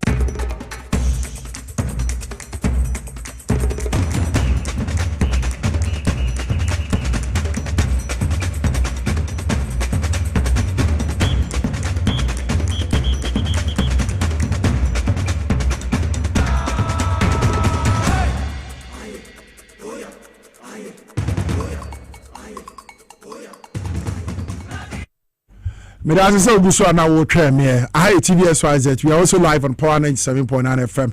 Inside Politics Jumedi ni Nyankopon Hira mempreda. Say wajebre na ye di Jumedi ye di abomu. Oko Facebook aye ho at Power 97.9 FM and at TVSYZ. Ne mu kopie mo YouTube a eye XYZ broadcaster no abomodi ahwe Jumedi bi. Na do adwenkyere atwase ye bejebre ne akenkan dia ma. Na afi Ghana fo bia mu say won so ka ho bi. Ani ye cheche no man afa ne ntama pa bi de fra.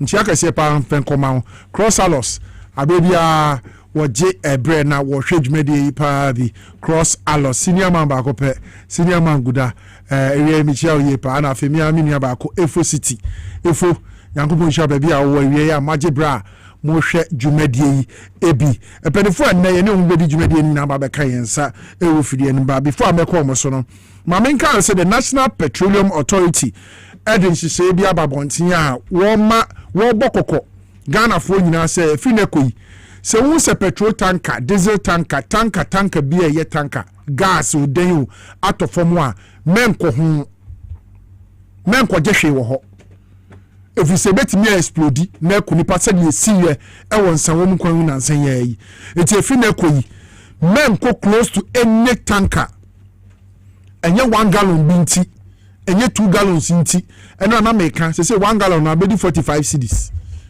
enti say petrol tanker hwe from na eliki na ko for 1 gallon say ko so for 1 gallon na gi buma ka hu say wunu wawu 45 cedis nti ni wawu enti MPA say men kan show owura edugita maklo wo say ma se tanker hwe from a mo obi anko ho na mo mbomodian na free professionals wo mo ye train wom se bibi se esi a wo mo hwe Ghana National Fire Service for ho ubetimi from Ghana Police ubetimi afre wom anase MPA for na nkasa nso number ya be betu we ube from say tanker bi ato ha me de medwane na mu nkwa ha eda ho na mu nkonkoje fa number we na se hu se incident bi se esi a bomodin na free na afi wo nkoye situation no 0302 550 380 0302 550 382 kaina senenso se wa life ekita no esombo esen 1 gallon of fuel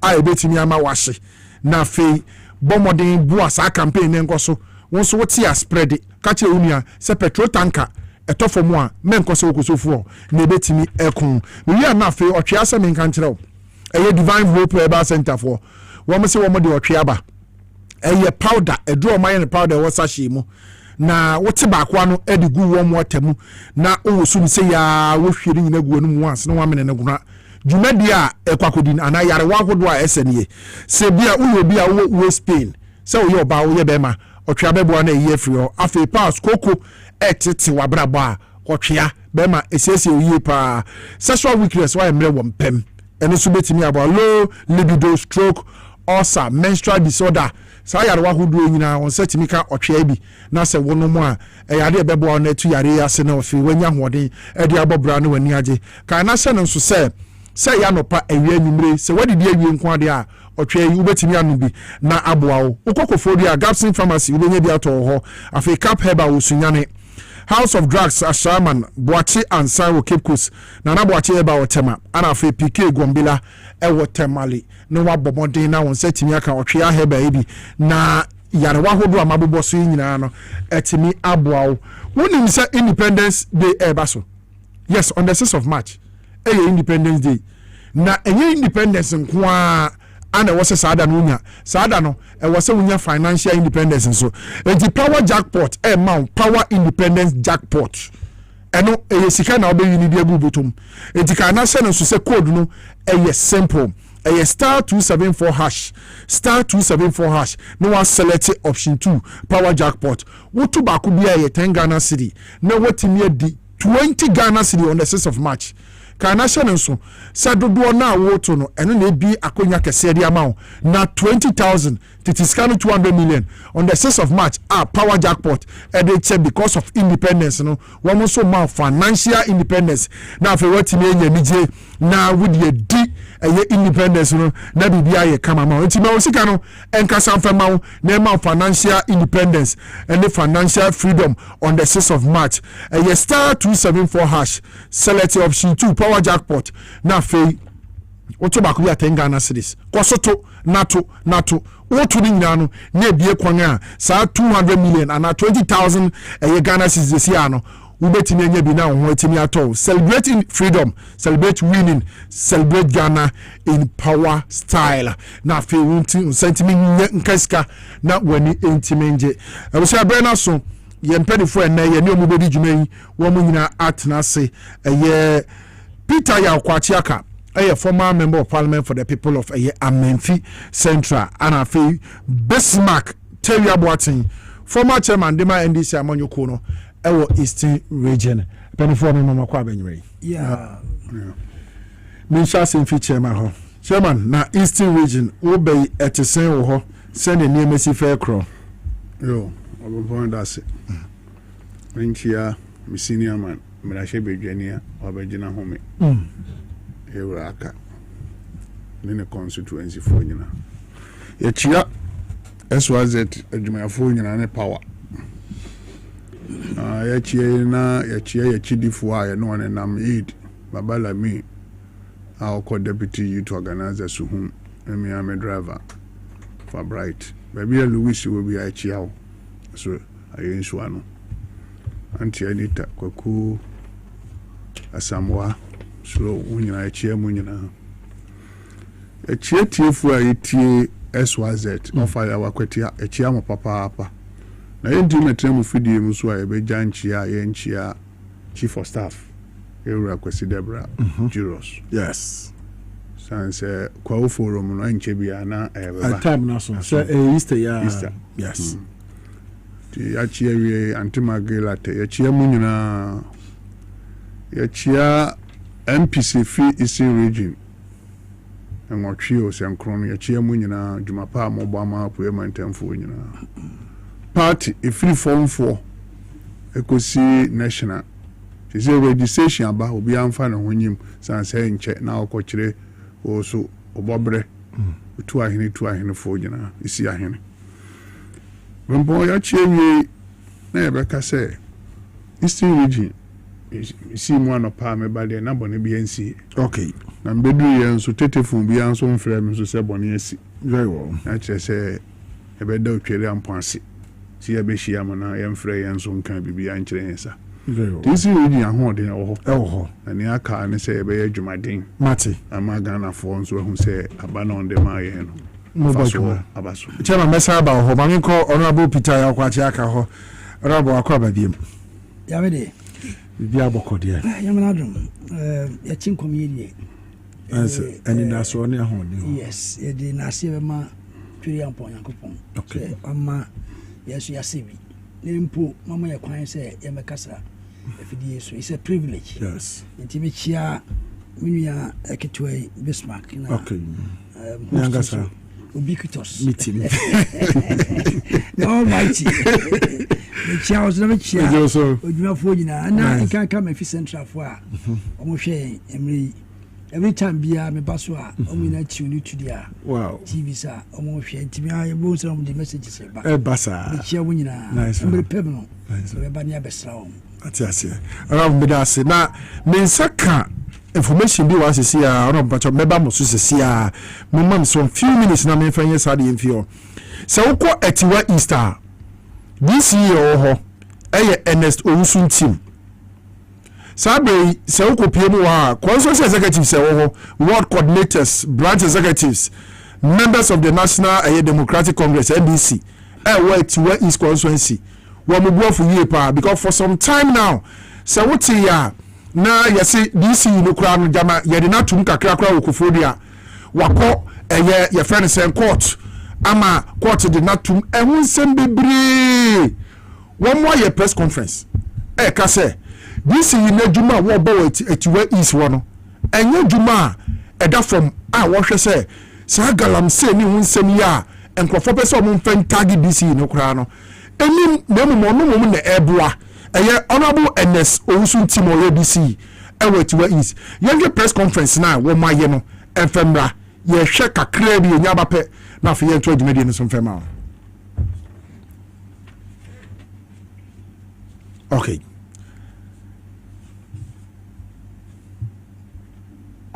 Ernest Owusun team akwala ena be ye fie du ni obeye constituency chairman we kure constituency impebebre ednaba enkonimdie mu ena yankopon adom so amampani abonibi so ombesi na nemu etu obi mu no edwuma pa oye no ye ma abeku ye tumentila sesa abeku ense nidin na kwa ba so na ho se he ewra ibi o se nidin se he ewra Ernest Owusun team oye galamse ye illegal mining enye no kware ewe bebi biara ye ready see oye ochechire ni mapa ochira de wo Pampram secondary school osaso eye ni businesses ni nduma ewo ankran ojai na wa bebetu galamse odi ayeden no akese ni se His Excellency John Dramani Mahama akani pese say na point obehu se utu galamse no obepamo no so ni mu de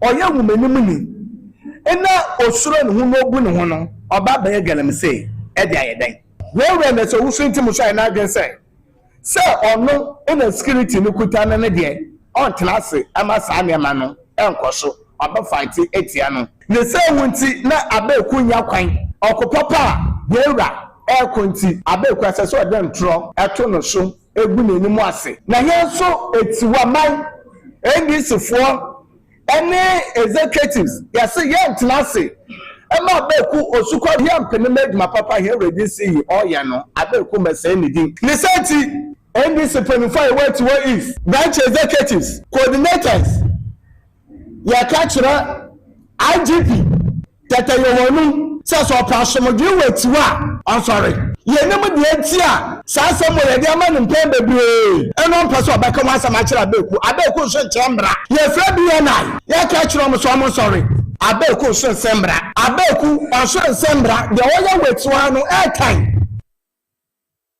enti ubdu atiwa ward coordinators any consensus executives and wo machia wo msinie abeku bi ye minim de odi abeku no but yes udru atiwa no mpatemu a o very powerful a de opebia no wotimi ye me kase abayi momo mani mre na tumi ya Ghana for the amamo no so honorable NS Owusun team make kase me na sia be 2 times adin komodia for sagalam say yinsemi ho kwanya ho for so aboa because eyadia ne papa tini ontimi fa ne senche NS Owusun team onye galam say wonye obi onye galam say nanso yesi abeku wo ya MPP ni anu won fa kwamboni su bia asai honorable NS Owusun team din say wo ye galam say ana na ma executive si a wo mo atiwa east edi ebufu aka eti efi na ekoi abeku mpanifo mo hwe ba bi abeku wo mo fa na assembly obeka no mo mane na prove with evidence because I am not in the radio so not in the man not open now your excellency this is your rep atiwa east and you dig am say tata no enti the appropriate authorities o meti na hwehwe nsem mu mo wodi am fra abeku na fe sa asem enkonkoda because galam say ya there your excellency wuchi and honorable NS team this is atiwa east what is asem na se na fe etuo nkotwe de atwere yanko mpanifo so na fe ene enkomo a ewo ho no yanhyase na fe yembi chema ma menhyase mfiri wo ho na nsen se wobeti a Ghana for esu wo mokoto light ya wo modigu su a na hwim obi se otimi to light 200 Ghana cedis within 9 days 10 days eniema wo yusu no won fa bibia meka ho ye eniema wo yusu woni dem won fa hwe meka ho ye no akase bia me de washing machine yi me de air condition yi ko bo ha ana me de kettle ni besi ya no eno na amasa abre yi eniema no ekosoro afei ana the minister for energy John Jinapo ati asem no wababa che or the directive ababa to se yenhwehwem na se tisa na afei mo hu ni puma sibre osisi sa be denti ana ama Ghana for asabi wo munim light wo moto na month na wo di go meter so esuwom then na esi ama sabre Ghana for esu se sun chairman yo Obrempong dasi ansana me electricity asem no na me fia puwe man time na ye ka DCB a twan kontompo to na so nka ho kakra bi okay na me correct bibi menua NS Owusun team yes sabe o hwe ne papa na obeye constituency chairman okay wo Lawrence regime right party no oh okay na yenya obi a wo ho a hoye ochimam no ne papa na de mo de na ne papa run transport GPA chairman onu fi asama tamfo okay nti ne papa esuni ne ban a ode be di party na anim no enu bi ne beto ne ba no a wan fanka kan wan kan ho osu obi a oya kwalawesi a oya principal person a one de to sunu be se tifu nyina tin se emra kan se de na ba court a be kumi e de ne ba court a ye de contempt na che no okay say one ma court nti obi anim court procedure nti no mu na ma ye wura judge bufu say oya ban krache so ni mumra ankasa so oba nti o twena so wo saa we ne ho ne mu na nye galamsey mu pese no nanso nyame nchaade a ofre yen ya call ye no sabi mpania no ba mu ma ya mfana nko ba bi anesese okono okay nti yi mu firi ho ma ni abeku so kokasa na ohun sa abeku de na disi no enam se galamsey ya de a wo ko afa hunti na beku no nti ase ti na beku ndo ohwese nke de ne bekotum na nke bi ya medwuma eden abono science obi biara obeba bia na beku no nya kwan awuram abeku no na danfo pa na disi no anafia de no hoyesa sentini ya kase tumi bi bedu obi nsem na obi so won chen ni abre ndi kwan ya beku no fa so no a wotete owura no mejina mu bi se ewura ontu galamsey that's it me obi a ade ne kokko ndi na me betra ha me nsoso saa ne amaso ontu galamsey okay sabi o ko to se na na so obi ka chem se boatin bi yesi ocean cars bi one of them say yesi say actually no san frɛ say enya wo boatin ndi se o ko hia boatin bi no anhwɛ na pɛ masɛm wan ya asɛm ayɛ kan be kokko ama enso na ebi no ko hia onsu ntim wo baabi na ebi awo ani bi akɔso yɛ de sɛ yɛtiwa is DC mame mo one atiwa west yewura mo ene eye abuakwa is ana isakim yewura ekins Aduekin Junior. Okay. Aduekin Junior na ne papa e tribuna. Lawrence time. Okay. Na wala juma wone bo na wone fele eye ba bia ye tu galamsey no ne tata wono anya no wanwa se nipa bi no so. Amo watiwa west we consultancy chairman. Onnim na writer. Omma galamsey nkoso. Atiwa is in team. Ono so ye consultancy chairman na wanya DC a. Omma galamsey nkoso. Sana isakim Ewura Ado Ekins Junior ono nso ema ho kwan na ade abako a ekoso a yetesi bibidi bre menu yenya no mu na dufuo no bi afa contrance kwan ena wono di galamsey edidim isasem na no kwan not more yes and then the ba bi a disaster wo na mbom no woni mbom ebi na bi atasi abre Ewura akai e wo so sisi yes sisi e wo ha sisi not more officers na na dey use say nka disaster no woni momu na nam pit ni so create disaster no edema na woni momu na to galamsey no but some of these messages about edin kan evidence kan and then me na mu video so akan ya say press conference na tiwa isifu aye no one year right to say party for na sorry na woni to me defend one chairman na say ade anya no kora ne dey to no so ndi Ewura onsu ntimu obi bia ni wa kire nne no kire no se be o galamsey site otu enti aban enne committee bi a on beti e bia ne be ka so reshavu beba e penipa mi yin ye tagi ni bibi so man pani se adwuma no de ma won ni so ne nko galamsey hu no ne mrantie mi ensa ne mabolu din oni di dwuma ye asum bo papa na ye ya party for no so kwan ya woni fa so ko ka pe be mi ayi wadi ko ka me mi ayi wadi me show ni nkuran se oni koso no ni sita no oni fight galamsey no oni fight no oni tie nchen ya obi ka ni mo dwuma pa woni ye no ni chi yankan se me sa preacher ma e bi mo akon enye se bi oni e DC fu a on be ka se bibi be no kra da wa no waka da ye bi Ewura court no mi no frɛ me ampa me ko e no wo ho enti me be so bi atias ye se e ye court no wan kon ho contempt ne mo nya galamsey abeku na de no court abeku na bi yisi ni court no na abeku na nimu asem no se odo de bibia ni wa ohia se ebe yi DC na di ana mfa DC ni kotum na enyi na di ye de ni kotum odo because omo ho kwan em ye ntu galamsey ni ntim ye de ni kotum a se be obeni obi foforo ama na ba mo waboa na mo watu ento obampani ani ye nua no ma mo ye no national security for na mo for munti committee na ye nua onsu ntim de bibiara ni we edi ho adanse se o tu galamsey ewatiwa is yawie yemra electricity yes o pani yeto abama ye yamfa tumi na ncheye ekosan light 4:30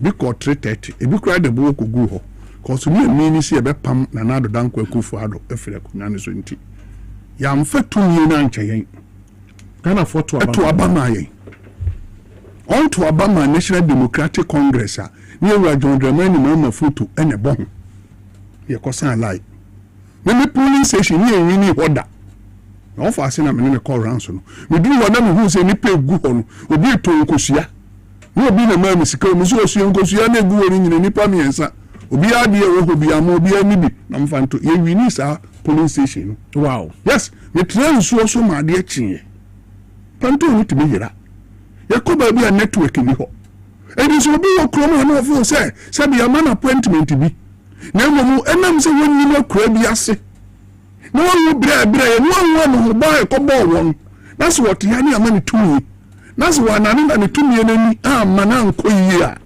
me ye sure says ye lusu election ye lusu tofi akwa wọ́n fi ẹ̀hún kyẹ̀yẹ́ ìdí ẹni bẹ́ẹ̀ na ẹ̀ kasa no ìsáyìn sẹ́ mi tell you about it baabi a mi kọ́ ni nyina mi sọ obi biara ẹ̀bẹ̀ mi na appointment bi ẹ̀rọ deserve mo mo onye ni yie ẹni ẹ̀ ntina so nkyɛn sáà pɛpɛpɛ nkà ní adé na aba ni sáà ẹ̀ndẹ́ okọ every institution biara MPP fo mi control how every institution biara ẹni o kasa yi na ni ẹ̀ yà wọ mu kura ni sẹ́ ya plan to obi ama no so ko no aka kira wo se wono de wa mama party no Obama Ghana me bom gaben man me bom Ghana me bom asumasi party na do kwa party ni ho na ho Obrempong party na mai na ho ase ye trimu ye de na mpani bu bobi wo se trimu de atanyansa so trimu de atanyansa so atanyansa so ni bi na atu ye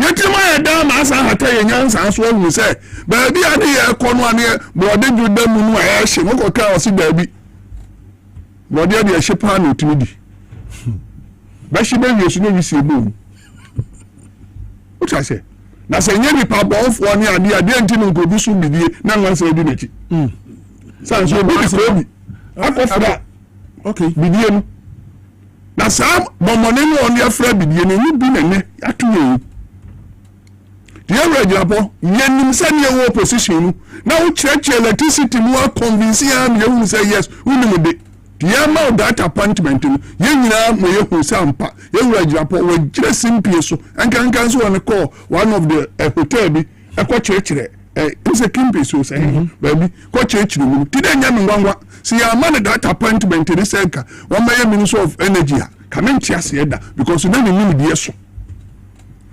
na. Oh, about MPP, electricity for yes, some meters.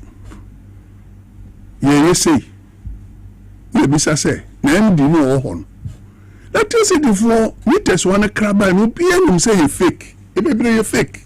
Meters are easy for. Oh, baby, fake. Now the net, I have no marking and I about yes. No. The dinner you have baby. No cry na cho no san ka say and electricity to gusu ana body. Yes. And I know no. Ah. Na go ti hwe oche. Ah. Ya kabu so ayira ye nyina nya fa no market. No. The time.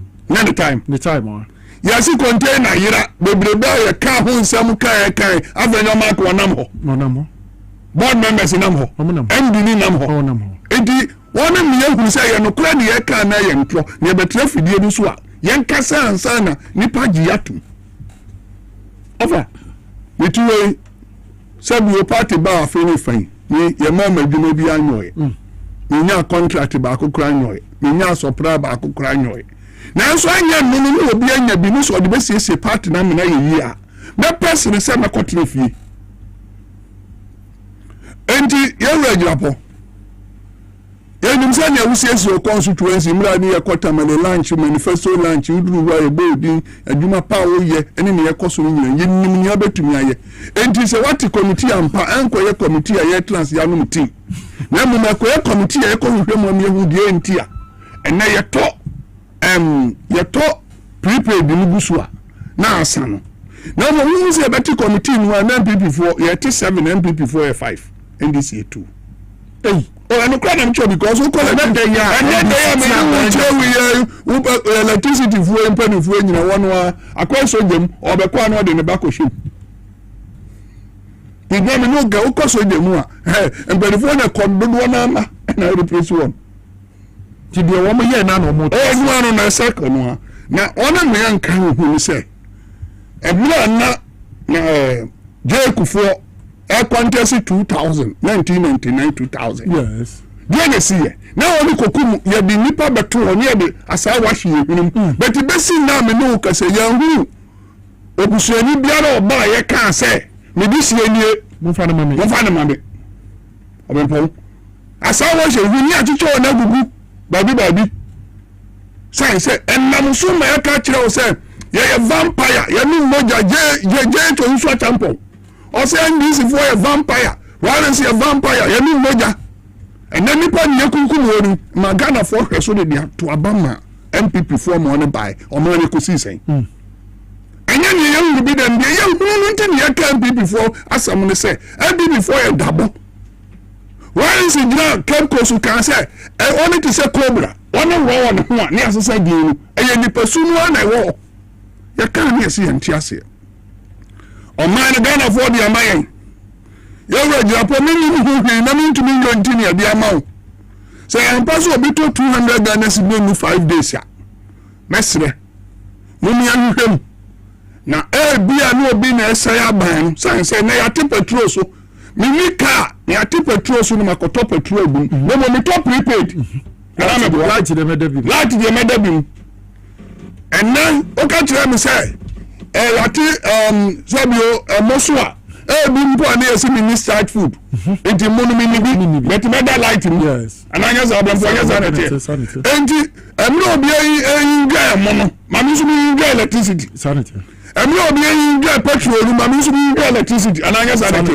enti ba bi biara ye wo no ye de na oso obati committee enti bi na sem na bi si hon mama parliament wona emra shebedwafo wona wo ranking member this and this the mo media me kan efie nyansa menimu ni say okuyani dade na ya toso ya teso di aman no mo okolo so the electricity bu abaye den okuyani no na ya chane fertilizer no a odi ko bu na fuo so no oba wontimi nto prepaid engineer be catch there say ene ni obampani John mama ni NDC ye ni nya no ene ye ni ji ya boy krisie no ye the electricity ye de nkati ye ba ko be say nkati kwan ye de ababa ko be say abenkwan enti ba bibiara na electricity oni ma de ba ko so eno so we ni panadi anase we no suspend no and we terminate an appointment pe ne de na de go ya cost strike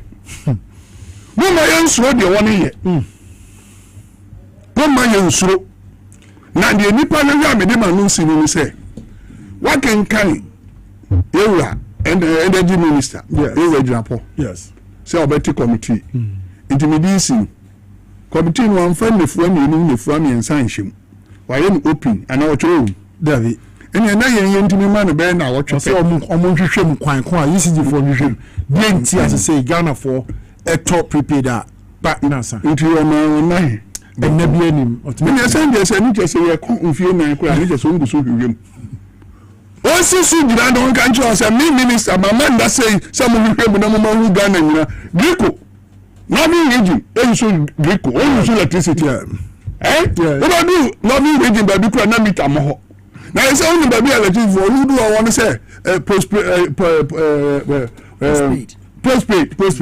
postpaid o ya ni etwa we di amount no meter etwa bo di amount no meter ebi mu ya djuma pa ebi mu ya djuma so kan ya dum ana bi to na for phone afre wo na within second normal yeah na we say cases so say he me ji meter come fie me tria more than 3 months in yes meter na mai me ko na me chro what you are kan nyina wi but tria bibi e wo say tria yes o me intro but me na say meter mai change na say me josu meter na bo holo ana say me no ni obi share into the bia de eba no eso tena dina ho ma me na ye nya de ni sisi a yanko 2023 14th April 2023 wo bra na Ghana ewura IMF no the former finance minister ken nanaya kuntum kunuku foriata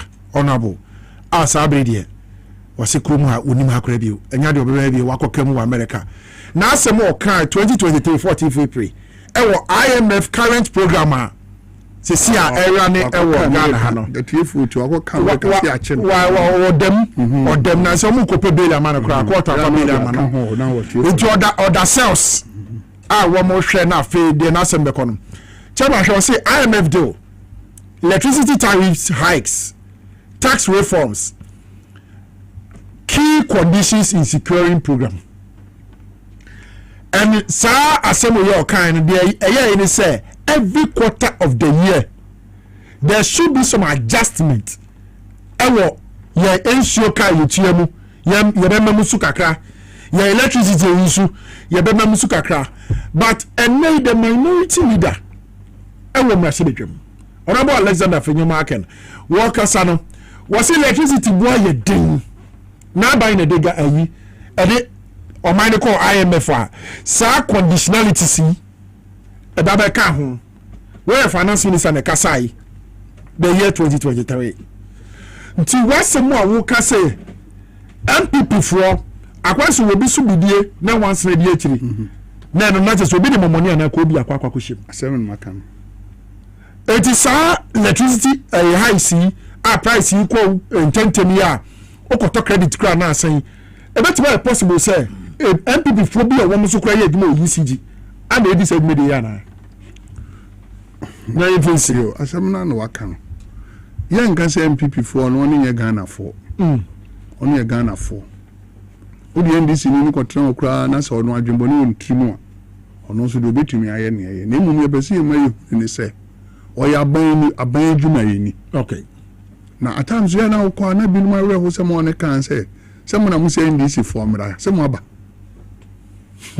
se mo si ento aba ma NDC se ato amam no akakasa ya o say e wo ho na awre ho abam enu ntina Ghana for hu ni say ofori atase ya hajo so electricity yes any water yes yes ina ni mfie na no mfie nwotwe ne ya mo ofori atantra obi ne be ma NDC aba ombo ye wo kwa biara obi afaso a wode koto na ba so imi filikofo obi aba no obi so offense wom me so me fa buri o se be hie tudu odi ase se tudu na ase emra yes ye nyina be hie tudu we fa buri amaduru wodu so fanse wo modu ananya sa na mo tudu ni eburu ho ade wo be yo no enye no no ni ameme be yo okay enu timra ofori atade ekwa IMF no na ase MPP di ekwa IMF no conditions na ba yin yehu se da bi mu owure kakra say mra ni ye dum so na ni ye kiro no ne ntia ase no asa de voni bi be ka so on coast to ase yes I yes but when ntimi am for 1 megawatts ameka power ameka ho ana me boa ye na one etwa won ho asa betu mu ma yen ende nyame ya dum ene so mampani dada okoya ene ntru ni etwa gu so ni nyina da no enya no krenti bra na bedu hene ni bedu hene enti yan sa me ya comparison bi am say MPP for to mu say enti yan so ye ba no ye behwe because abobo ne no ya ntimi ampam ni yanku no bi ni am ayi afenyo maka onu okoto electricity so mi yehye ewe nyina na ono e minority leader yes enti du kwa bia no obefa so ma Ghana fo mi say NDC fo mi tri modern na mo nu moja na obefa so na mo yen so kwa be nso ntimi betimi afa so one unu je Ghana fo to aba ma NDC 185 186 majority bin sida Obrempong 1992 no ma 190 or 187 awon de metimi aga 1992 sebut afra na e bajimimre men kanisa say no MPP for crowd mo koto ye manko parliament and am fan say yes in the end ye dey CPP ni CPP ni go na call ye for aduma but when the fourth republic when the president yamano overwhelm MPs anana boa e bin see that MPP now 169 akufu at the time no say yan to mu mfra wo but yamano 185 186 MPs See if I am running young people before by your yard, the boom, gentlemen, thrown into them, young fear the Emra. I don't know, I say, intimate comparison, where you will require the Kobe and the Cockatoo and say, all the people before into young friends, Swama, you're going to man, Mamma Bow, and so about. Man, person, my son, Kobe, my catcher, and say, and so the Antonian farm. It will try another 2028, 2029. Then they have been sold by 9 people before you say, because MPs in a Shambra. And to a company, MPs in Yana do one to see about the boat chidom. I'm waiting me on my yet to try and people for anybody on you. Now I'm yet in Yaku, and the entrance in Yanga Quay, a bit more fast electricity. About from German, does it? Let's say about her. Then call honorable. Honorable, we CG for say, so we are trying. Meaning said you prepaid me say what a yefa and maybe you supposed paid because Ghana for be esu beat me top be 1,000 Ghana cedis was 9 days a call 8 days a call and she says here the energy minister honorable John Jinapo or saying you mumbra so me then I will can their found. You will never say now in several doors of a crap, many can't fuck a crab in between. Okay. I'm so okay say out there. I'm saying once I buy a lot of messages are now referred to. Even my catch me now, Mess Regal, I'm saying for my tra, I can send be no more than ammonia when we a buying person to gal, I'm saying, they move go in the Obotu, no cheer, fat and braquanso. Not for two, not for two. And then I say, NDC buy the associate. Na responsible mining. Yes. It man consume, when you see mercury, man destroy environment. All those. In fact, I'm fine. Na geo license na fire. Eno oya ebeboa o mine na aboa your community so. Na messages aba here say. No choose our gold no. E fe no amanfo not before being officers be or no. Obi also no jiska. The other was some MPs and MMDCs are also Member of Parliament. Meaning the message in here, you can read. Some already. Some. Okay, I'll say so. No officer in some districts are going to Galamsey site for money. And the second one. Some MPs and MMDCs are also doing Galamsey. Okay, yes. Wow. Some of things are ekoso. Me say we need pay all the information here be. Ko betimi ato akoso. No one my evidence with their back because I was say abayi said the mampani impeno. I was say be no. Exactly. Our more information evidence to this sir. Won famra omudini obidia ye be bono opinion so. Enti samoya modwumani ye dia mamontena makrofo me extort money. Me ye musika. A moment training, the bombs 1 year the quine passwa. No one's what Fanchen continuously. Obi a buying a year say, or my share na Sanya Mansion channel. No mum or the yen who ye, or bar or bajiska. Na and I'm say a cosmity, I don't know, a channel, a better once a yaka, or my messages are bay, a bomb the proof near the abba. Very well. And now a national concern so, Udika. A year fire once. Yes. And Timmy for 1 minute. Very well. Once me de enchimuka krama amanfo nyina fire oja ihihie e de nyama nyensa e na bamu a bema oja hye e ye fuel. Yes. Fuel ye e bia wood e ye kerosene e ye petrol ni ade na ye fuel. Yes. Fuel nko si ho a eja entomu na wo heat heat ni mfase oja fire oja abeka ho na if you onya oxygen inframa nyama miensen wi ba ko firi mu a eja entumi ma. Oh okay. Enti na se bia eja se uhu fire wa ha for blanket na fa kata so wo de butusu a na ewo mu no ebesa ni sa eja ni entumi nshi. Okay. Enti sa amanfo hu sa nyama miensen ono na fa se petrol tanker abofem eja odi jako ho a ena ebesoja no we say fuel no any tanker abofem. Yes. Ena inframanso oxygen no enso wo environment ni aka eja odbeshi obeka so yemfa eja tani bia nkonkoso ani yemfa matches nkoso ani nti eja no emma no emo bi eja no mpabwa na hyew no wona mona spark etwi fam na etimi pagya ebe pagya entra tem bia se sa ade ebo fam a obo bia mfa egia bia nkọ ho so na apagya okay ompa bua de show wo mo the bucket ebi ho ana iron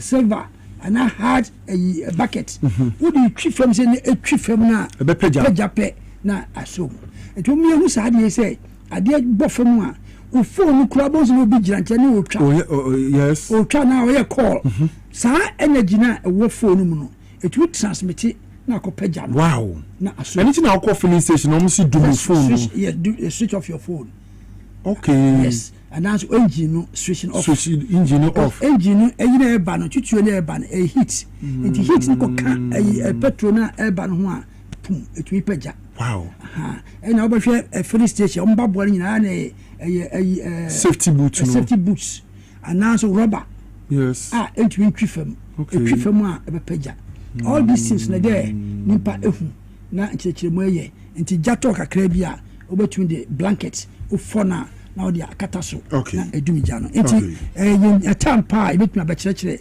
fire ye bejo pa yes on the ship you have to know all these things we jato ship mu a tanker na ne ye mu adwuma nti tanker no ye call up and down and so jantum because we full all these yes so oil no there's a journey into okay and I don't follow all these things it yamra actual so a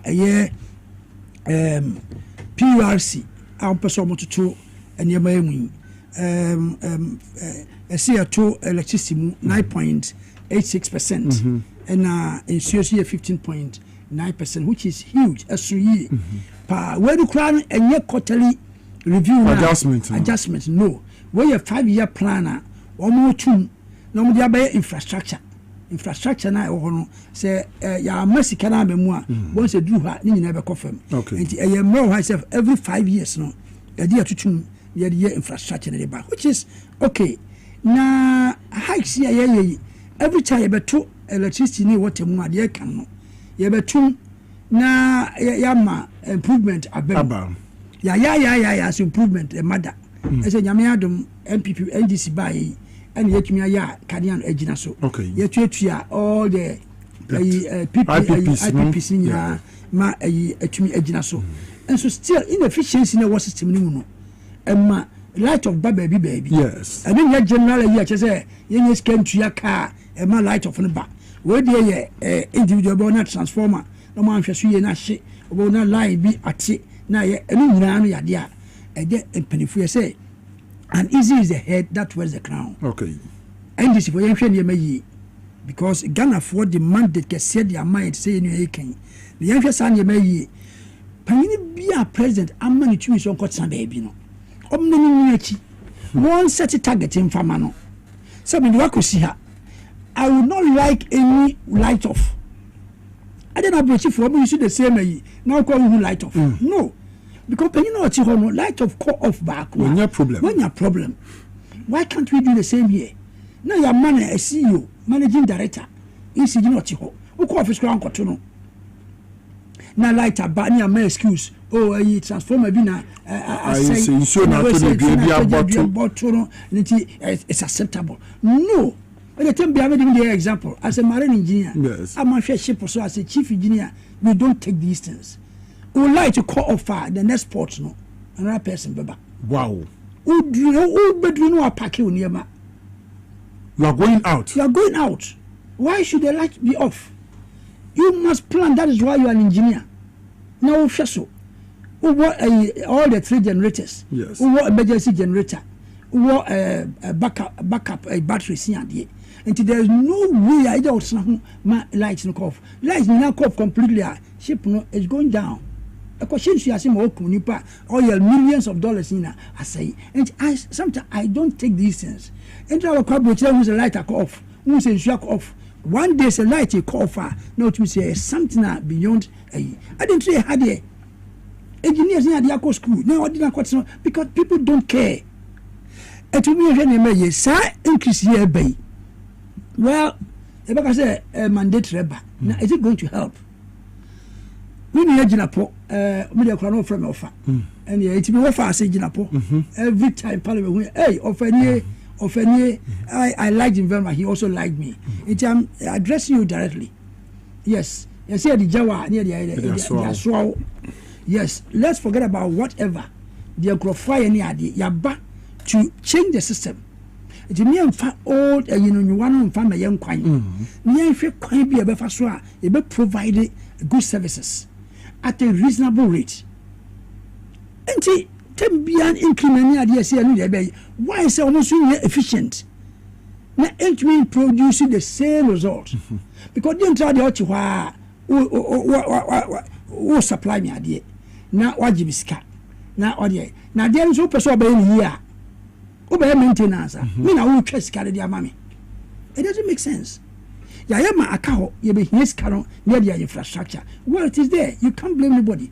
Next I say wako talk car. Now they family ako. Edru e bia so car no make for maintenance. Na a car na it me arani ye. Na dia for anti 2 years sika. Na me fan koye a car maintenance. Sound be big akra. Enti when ye no don't let it continue. Men you know normal practice. Because after when quarterly increments is over. When you quarterly yes, when you mandatory 5-year dear na infrastructure. And also I don't know more infidie a dear infidie be ka ho. Nti me also o ton ade ma me no me let them betua. No. Na we so every quarter ya tun. First na ye betua de be $6 no. Na ma increment ni ade na. But no quarterly need dey say IMF program no conditionality. So say you free IMF no ma still quarterly adjustment na be ba. Well, answer to the ordinary person. Yes. Yen as part of your kasa, ye beti ase. Na ordinary person over to aba mate say menu kan. Yes. Odo no ye oni so atu na de mu. O metie IMF conditionality. Yeah. Nti e kwan ye be fa so a ye mama improvements so aba system no. O say e na ye tu no che say we cannot meet the this akatuani ade no. Scanning so. Okay. Inti yade omutum na yade bi yesa na yema na maintenance ye we na they can also do internal cuts for workers are ECG wo. Why don't we sometimes share efficiency no you improve efficiency na automatically skabeba na say collection rate no which is GGM say about 90% collection rate I increase by 90%. Say you see efficiency a bit more compensating my yan tune yemem.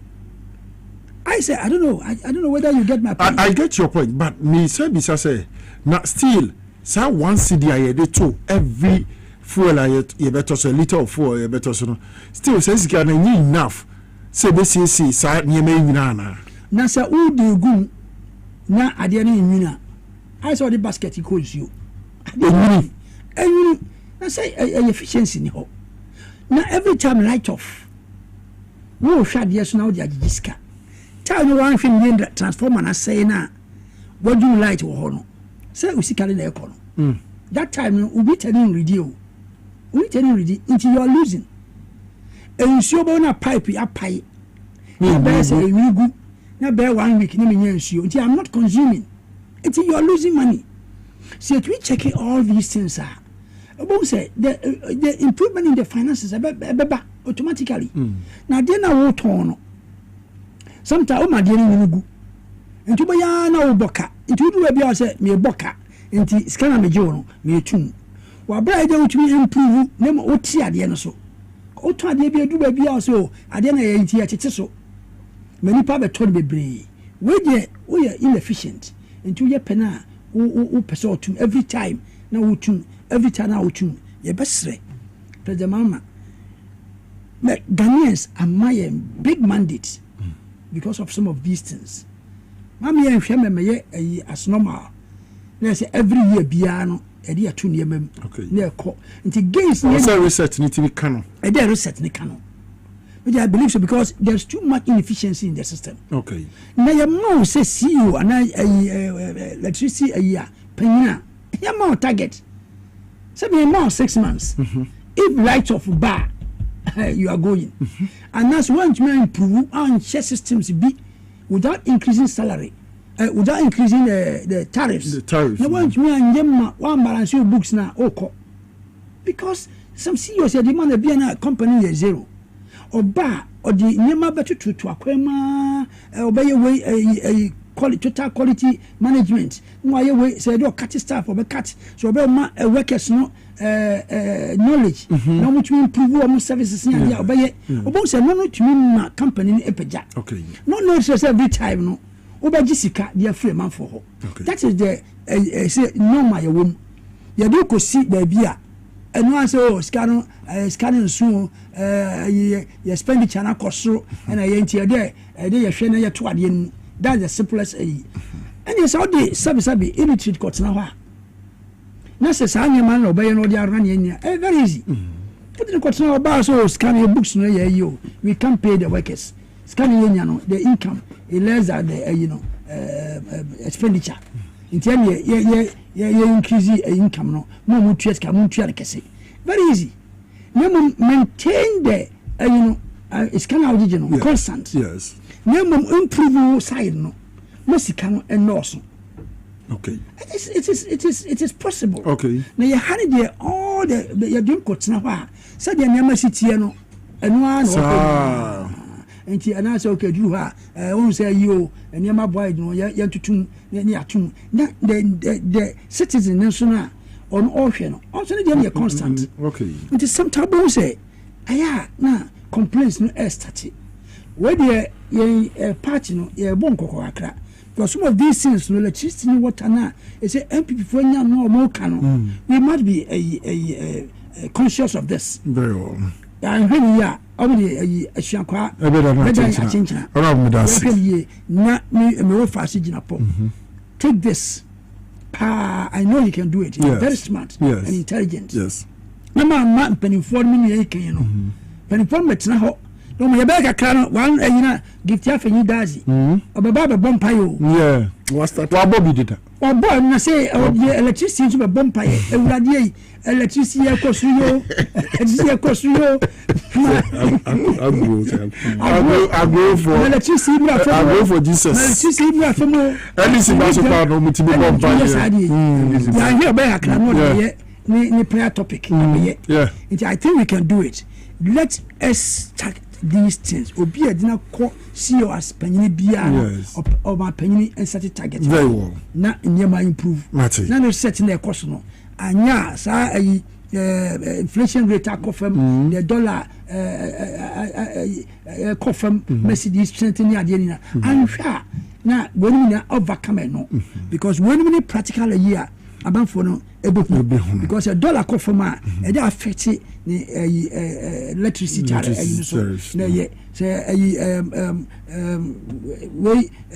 dempo inflation rate akofam e dey affect ni aduane ni yi na ya hwe ni giant crofo mismanage na no kofam na we cost emwa ora mo dase mesai aba honorable Peter Yakwachiaka former member of parliament edema eye Amenfi Central na wote ni kase workers asisi ana mami mbisao wo bia wo udu fia utagidi anajo udidi wie nso a wo nche de nyamre na wada me ba cho enye ebe hawo se wo ye bia jai enipadua na de ba ko a ehu hia pa eye liver no ana udidi so a udidi a ebo modern soni nuane a wadi so nyina na afei ahyehye nipadua ne de ama na udidi na unya da wo breko a won twen se betima ye se adwuma no a ema liver ne ye adwuma broso said ye was ye nti abiribia na liver na ye week mema o ye mon hwehwew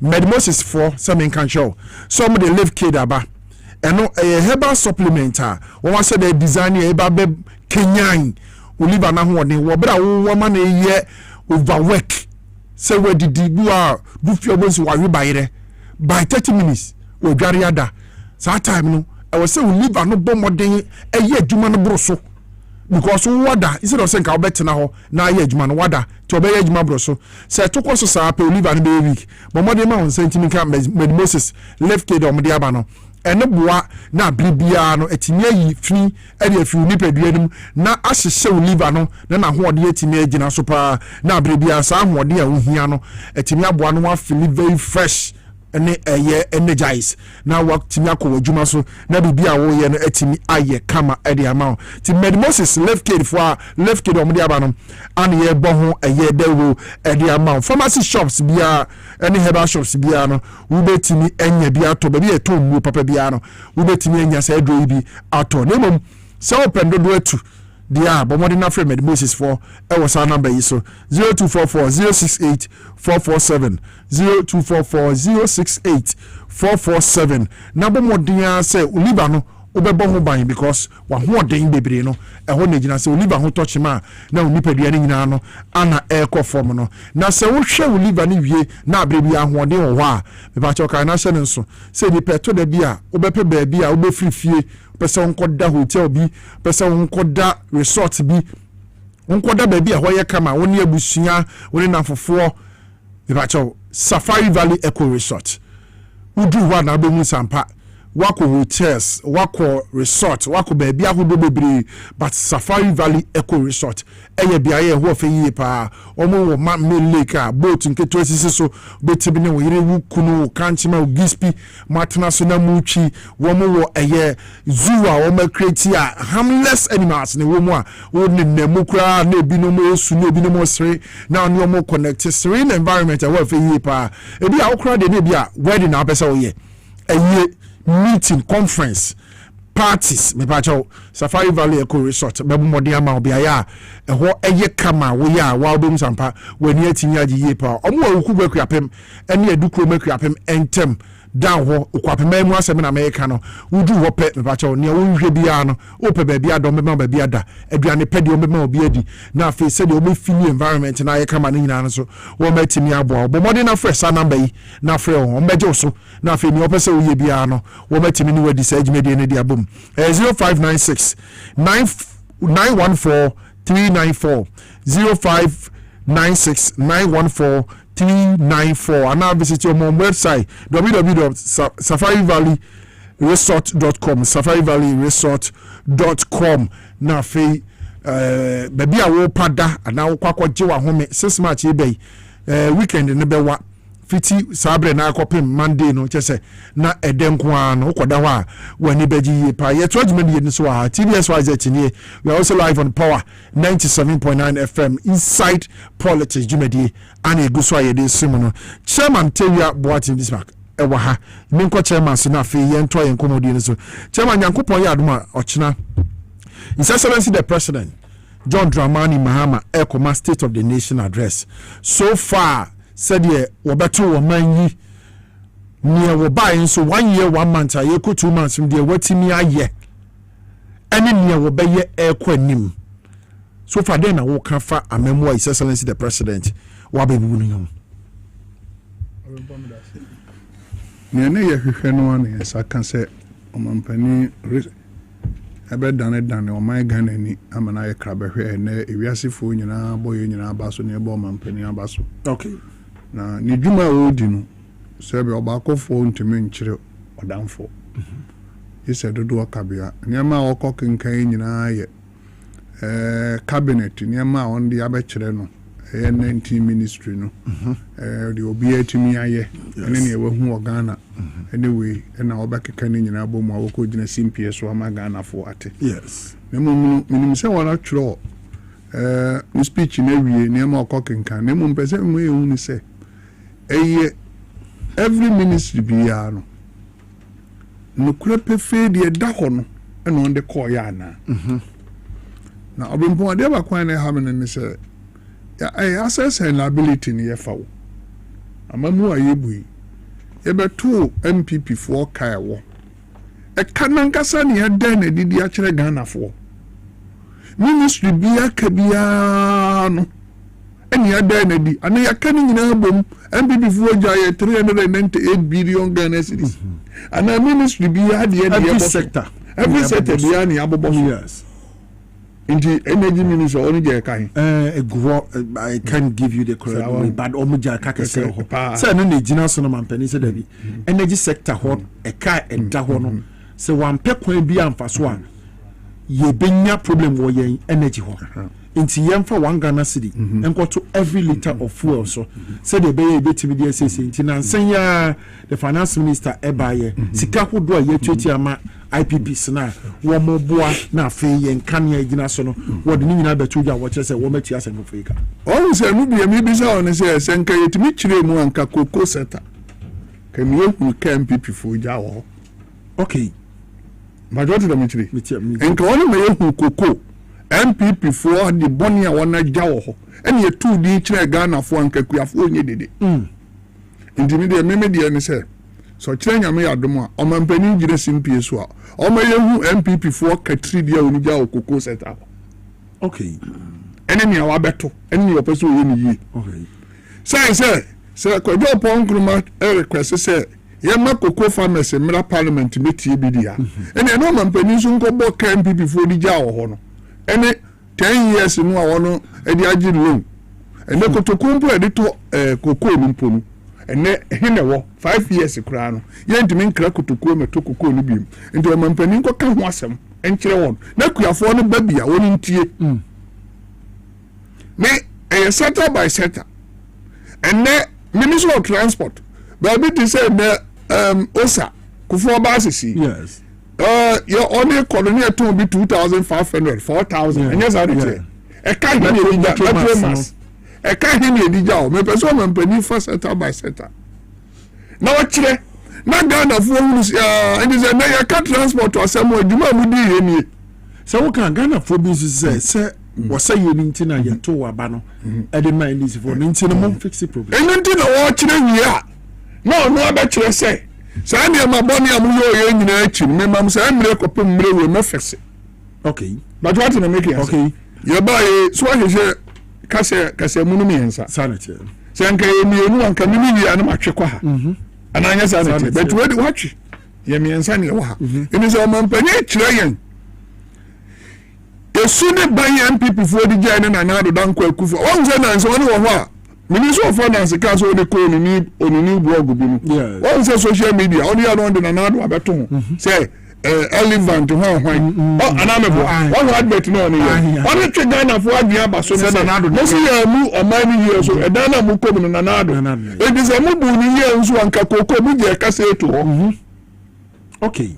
I want to say about us. So we do a money here and the Minister of Transport and come on talk out 2,500 metro mass. So we do a money here and energy come with the giant and can the one city metro let so petrol. So we do a money here and can say no may catch them simple so 86 MPs Mokosha or Chinamusa black was a red no abe hulu. So we do a money here and can say a 3 day room into me you were John Romani mamma and be dressed in Bizwa catch them say maybe one man in fear nana make on the legacy bedane. Inti I am piano before to me dey met me akan say me woman pani mu awrishim na me nto aba man mu ni no ho na bi no person on sa anua fra ye gade buntim ochena oman pani ekwan no ane ye no na na do say na oman pani ye free so say no wada no say ekwan no ya anyo e be say proof kire ni say ekwan no ya anyo and na big push yes ekwan ensuo no enani ya kan ho asem nti won fa bia nkoma hafo no mu enami di se ensuo ni ikoro mbesa me kire se ensuo no eneyeyo na ebetuma ba se Barumia Castle Koya Dam. I will not for yes, Paul $1 billion. Yes, yeah, Debbie. Do this as you're young, can Burkina Faso for any Becoton toast, Debbie. And Yakokan was from a Ghana for United, as I said, 12 million Ghana citizens in $1 million. $12 million in $1 million. Yes, Sicanos, I am a top, Debbie. The nature of Barumia and young people government. Yes, but I say, I can't know to. And young people before Momusha white and Yasha black. And you watch now. Omampani kwa woko ni wa wishim so omampani obefra ne maybe amaniji ho obeka koko ho asem obeka energy ho asem galam say no ani aka ho asem na one target this for bi ni this for na tu na ho ahwan we no be before no we na she sumase ejiri galam say osi no kura obi fie no obi akoto etu galamsey MPP for no abi obeka galamsey ba bi enadru enadru bire mu ho abra bire mu ho nso na ni dia start eye fita de ba adentra eye kwampapa ye first one manage ewo community mining cooperative mining omampani beka ho asem enya ne MPP for 86 ne ko gina hoda bo hulenu nya no but omampani ko kire mu na to Ghana for enyina so okay hwe ade ba ko mani agi ho ni se omampani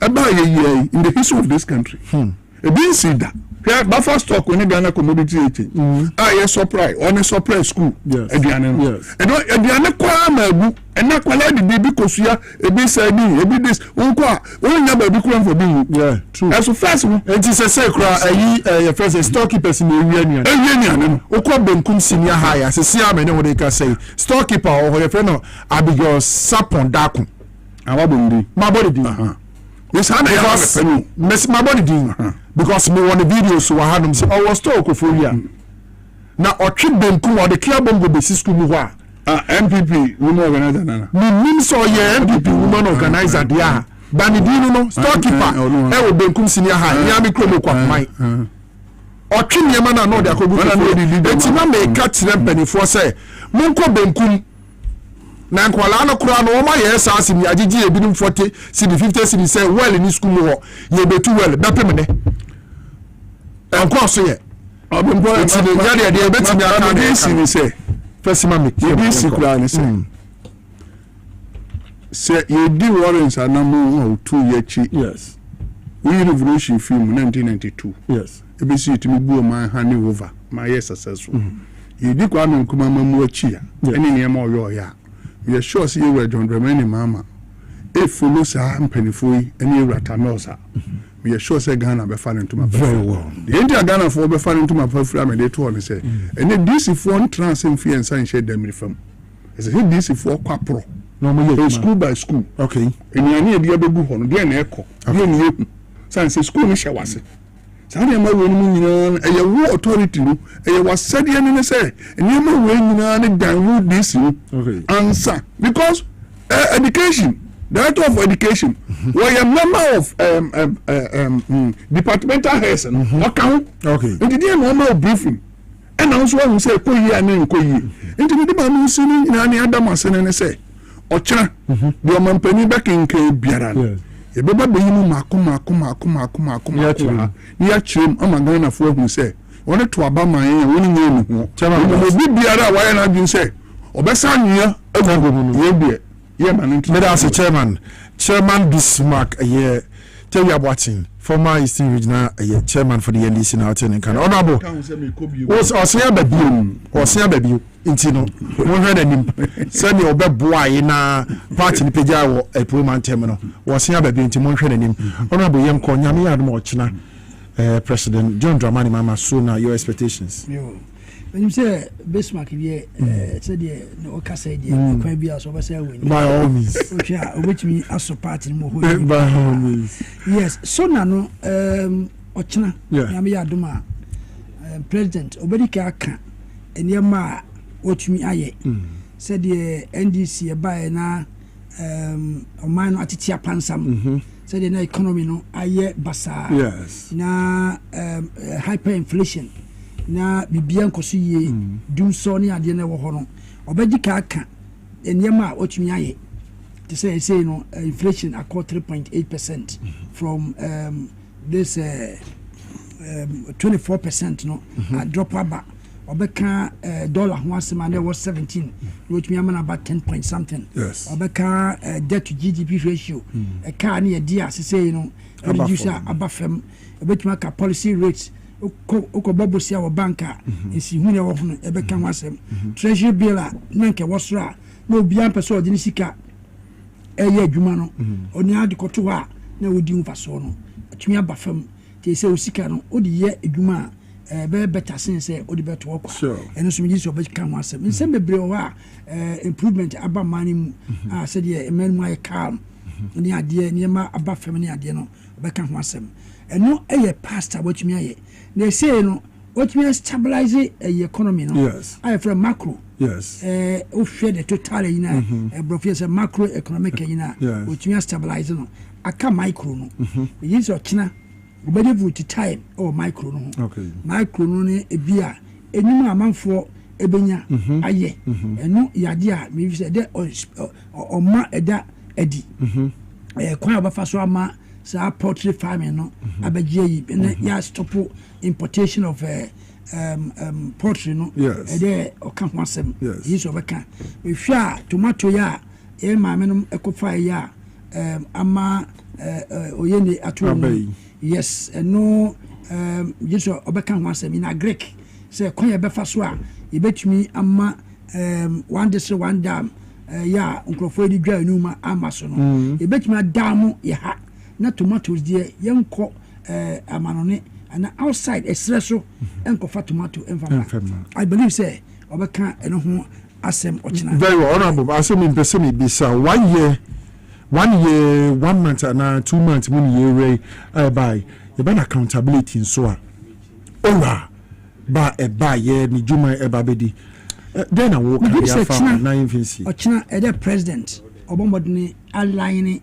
ni vision for tackling this past corruption deals no and they are very very important sure NDC and na so enyema boni na ekoso wo money mu na ya atete ordinary person bia ni se na sika no ye wia misuse na enyema enti o promise oba obe tackle won ani ade no amafo nya gidie no 1 year on e de ye tin wa assume ni se amafo complain say 1 year yes the delay is too much and then we call Joy Prime make a lawyer for more who said the due process I'm say hey due process never 4 years how long should it take the judiciary to treat a matter like NSC and I make catch us every I worked in Singapore those when are there no in fact oh yeah you know within 1 week no they be judging work but for due process because these are very important a year